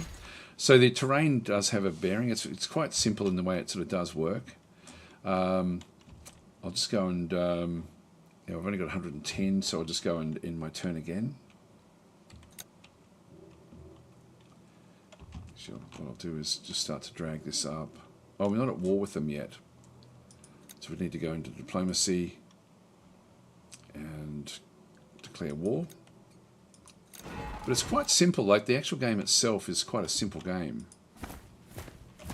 So I'll march these up and into their territory. And so in this case, we've got like heavy infantry and light infantry. And we're going to be able to then sort of surround them using these other forces. This is heavy infantry as well.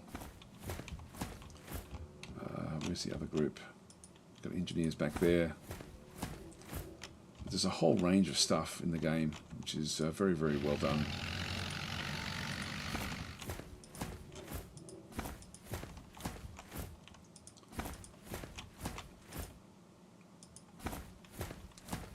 Let's bring them up.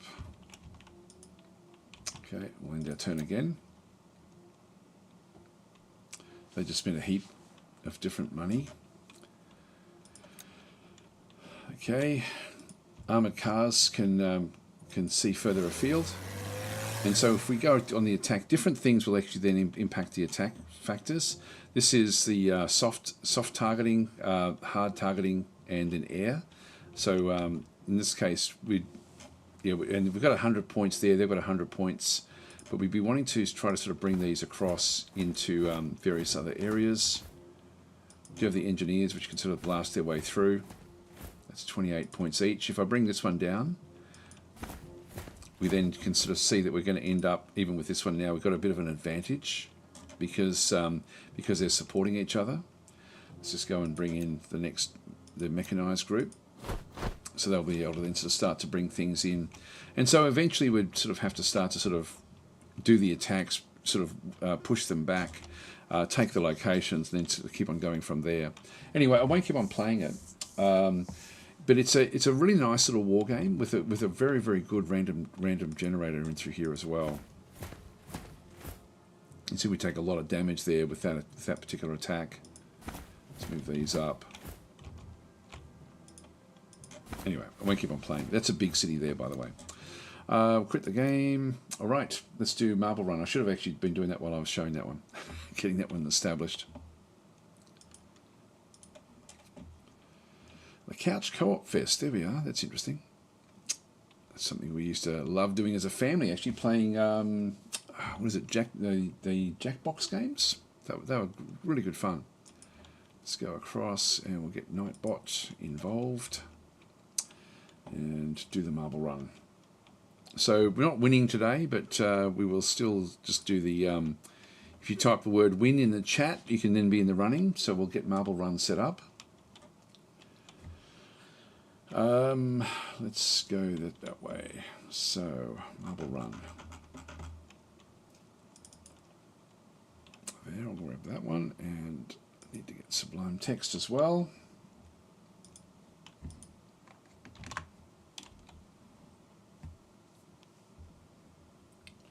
Yep, so just type the word win in to be in the running for nothing.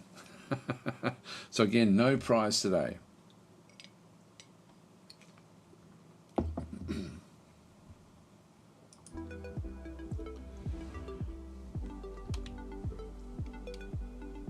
Just let a few of you keep on coming back in.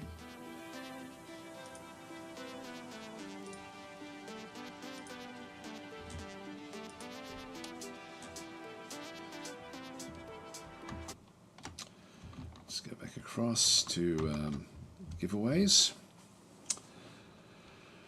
Okay, I only got 21 there at the moment. There we go, a few more coming in. 22. Just let it come in a little bit longer. 23. Let's read a few more of the comments.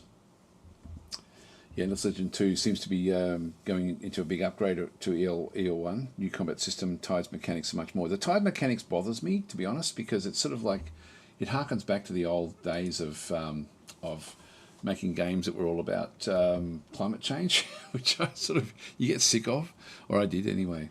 Anyway, guys, I think we'll actually use that now. So we'll just go and grab the group. So we'll just copy all the eligible entries. So now there's an extra one there, 26 now. Okay, so we've got 26. We'll copy these. See if anyone else comes in. 27. Okay, I'll grab it again. Just need to process these. Find place. And we need to get cookie's name different. All right. So we've got 27. That's fine. Okay, so we're doing okay there. Right, 28. Who came in? Who came in? Ricardo. I'll just add you in manually here.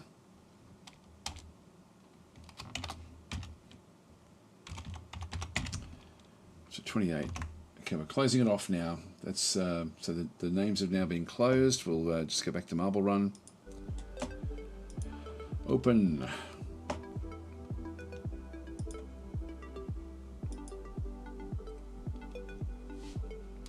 So 28. Finish that one. Oh, Mike, you're in as well. I should just close. I should close it and keep it closed. But anyway, we'll add Mike in as well. Sharky mouth. Okay, Mike. So again, there's no prize today.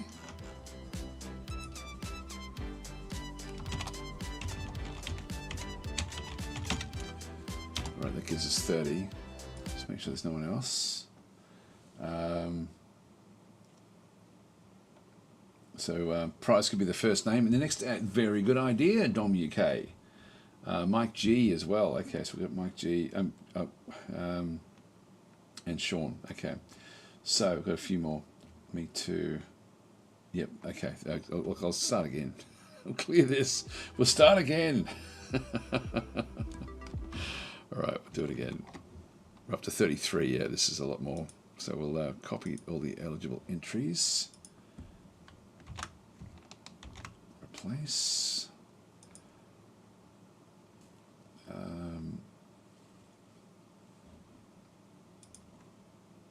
Place all. Okay, so 33. That's all okay. Just need to change cookie's name. Otherwise we get an error. Right, so we'll save it there. And in we go. So it now is definitely closed.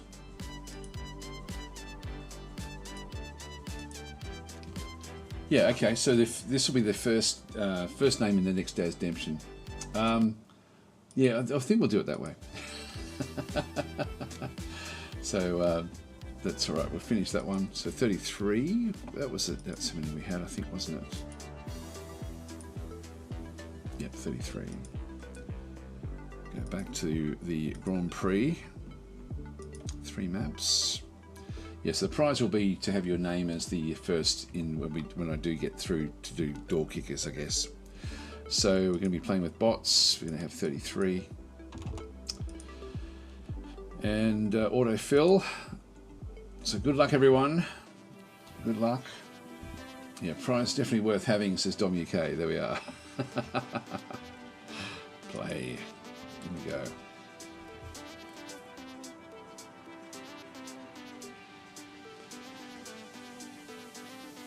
All in for some dopamine, says Bloyman. Yes.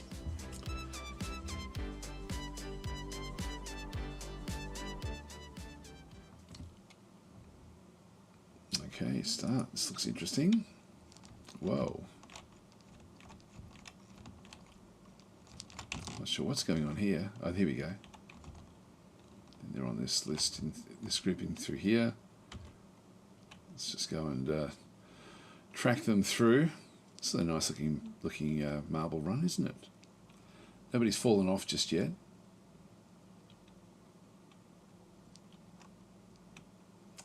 looks great. So we've got a few different groups now coming back the other way. Sharky Mouth made it all the way down to the middle there. Don't know if that's actually part of the map. Sharky Mouth hasn't moved, so I'm assuming Sharky Mouth is out of this run.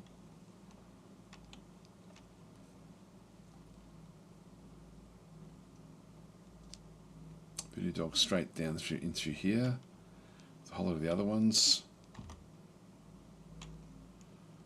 Now there's some lasers firing up that way.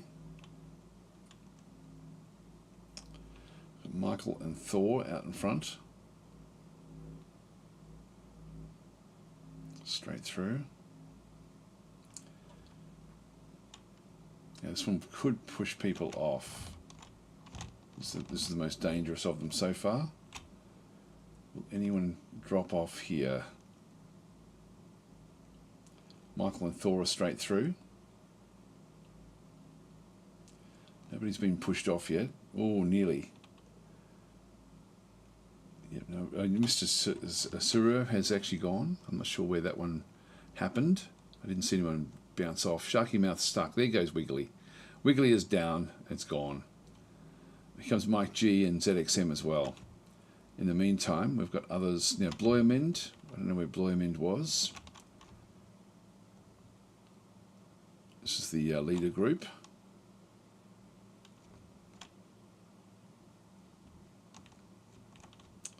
This looks to be the end, I would guess.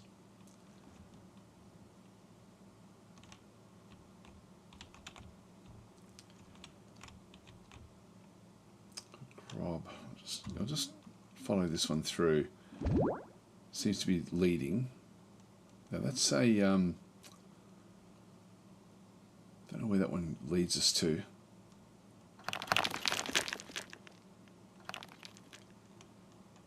It's a good looking map, isn't it? There we go. Couch wrecked.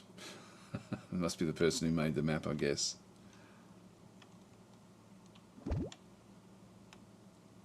Okay, Grob's first one through. Voodoo Dog next. Yeah, where else are we? I'm on the wrong side of the map. Let's get back on the other side here. Alright, so we've got most of the people in here. Sharky Mouth has been killed. We've lost a few of them.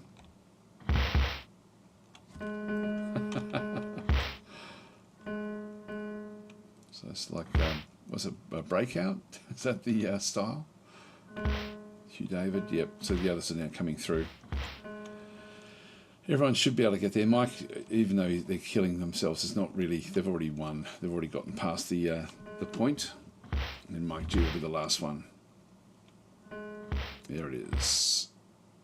There we go. Oh, Mike G and Elephant Man didn't actually make it. Oh, you must have to go up and hit one of those areas.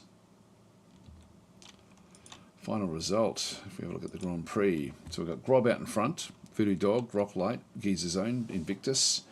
So, yeah, we've got Manhat Raven Desk has also got 10 points there as well. All right, next map. And Zapping. This one sounds dangerous as well.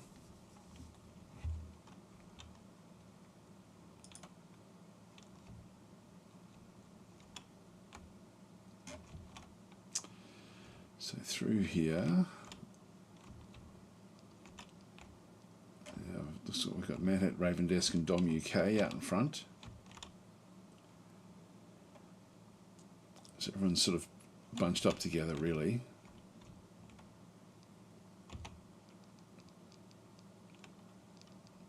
Just follow them through.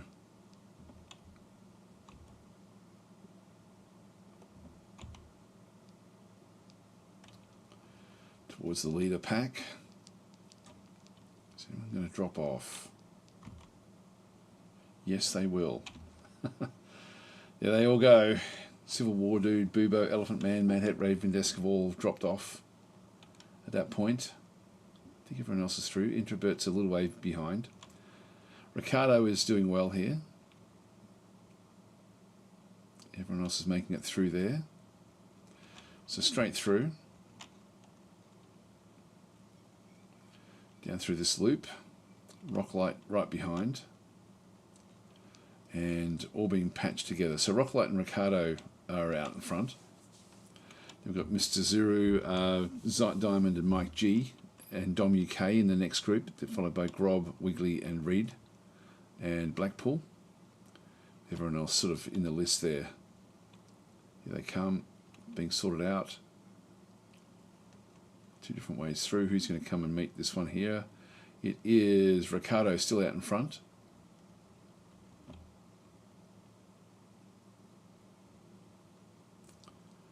Who's going to be the first one through? Okay, we've got Rocklight. Wiggly looks to be the first one down to the bottom. No, Diamond. Sharky Mouth is the first one through. It's going to all depend on who gets down to here. Invictus has now dropped off. Hugh David almost jumped onto the correct location, but not quite. Grob is gone. Diamond is okay. In My Heart is gone. Anyone else falling off? A few of them in here now. Let's just go and grab the leader. So Diamond is back out through here. The finish line in Diamond is now finished. This is the finish line here. So we're missing a lot through the back end here as well. So Sharky Mouth second, Blackpool is third. Yeah, we've got a lot of people dropping off, just not quite hitting the finish line here. Original Intent missed as well. Guy Bellaby made it. And Geezer Zone is going to make it as well. Sean is going to make it. It's going to drop down into the list. Mike should make it as well, and Introvert as well. That should be it. And oh, there's Michael. Didn't actually make it in. So that's actually pretty cool. So we've got the final results there. Last map. Let's just see how we're going. So this is the Grand Prix. So we've got 20 points. 20 points for Grob. Actually, there should be another one with 20. There we go. Diamond is 21. Yeah, so it's not sorting. Actually, if I do that one, it sorts by points. So Diamond coming first so far. Grob coming second. Geezer Zone 16. 15 for Sharky Mouth and Voodoo Dog. 13 for Blackpool. 12 for Rocklight. All right, last race. Good luck, everyone. Here we are, and then this will be the first of the when I play Twitch, for the first of the Daz Demptions. Let's get started. That's a good idea actually to do it that way when I don't actually have any prizes to do something like that. So now we're going to move in. Just follow them in.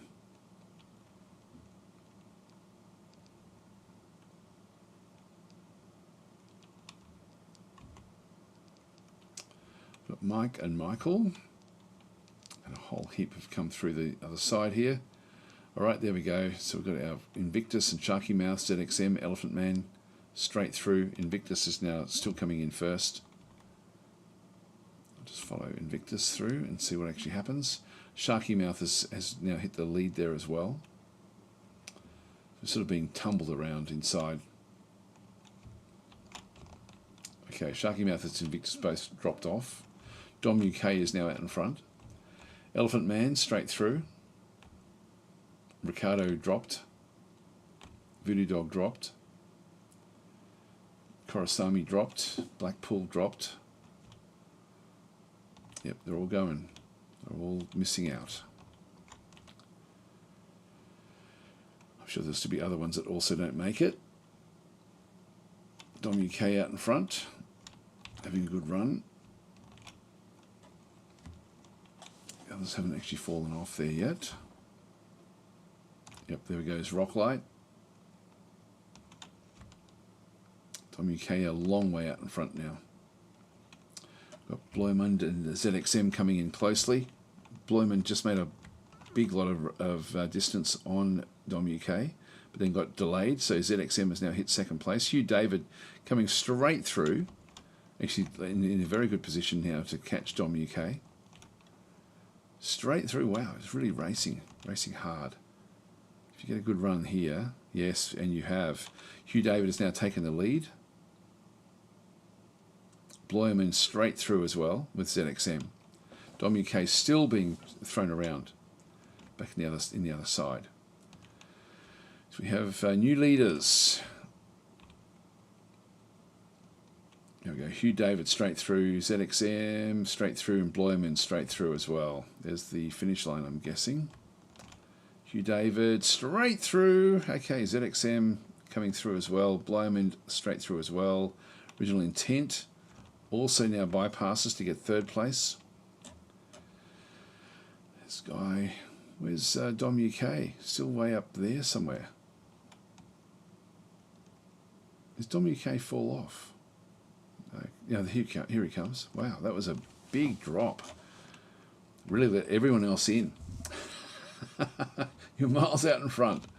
Miles out in front. So anyway, that's the different groups are now coming back through. I think the rest will finish.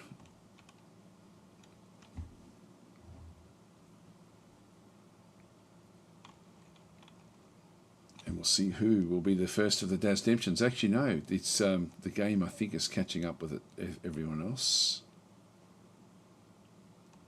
Oh, no, maybe not. I'm not sure how the others fell off. Right. Okay, congratulations, Hugh. Let's see who actually wins the...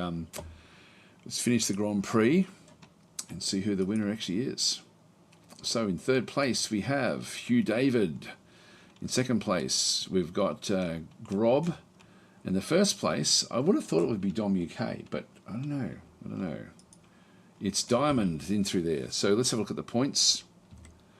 And so 31 points. Diamond was miles out in front there in the end. So that's actually really, really quite interesting in through there as well. Yeah, interesting. Okay, so that's the actual final results there. So, so we could be saying, I made it, no 3 out of 3 deaths for me. What did you end up getting? So we go down to the bottom here. Korosami got no deaths in every single race. Civil War Dude only got 1 finish. Bubo 1 finish. Elephant Man 1 finish as well. The Cookie one and Mrs. Zero as well. So yeah, there we are. That's the list. The final list. So Diamond will actually. So the prize is that you'll be the first of the when I do my Twitch stream. That your name will be the name that we then use for the first of the Dasdemptions, which means that if you happen to be watching, you will then be banned if your character gets killed. So anyway, unfortunately no giveaways for today. Anyway, guys, going to leave it there. So thanks for watching, and I'll catch you next week. I'll also be putting out some other videos this week. I've got a few more that I want to be recording, so there'll be a bit more content than what there was over the last week. And of course, there will be the Fortress Friday, the Dwarf Fortress run. I really am enjoying making that. So I play that on Twitch, but a week later I put up on YouTube what actually happened on the Twitch stream. So that's been pretty good fun all the way through, actually, with just different things happening. In this week's episode, if you sort of didn't miss if you missed the live stream, we end up with Forgotten Beasts, an invasion, all sorts of different stuff this coming week. Anyway, I'll catch you guys later. Thanks for watching.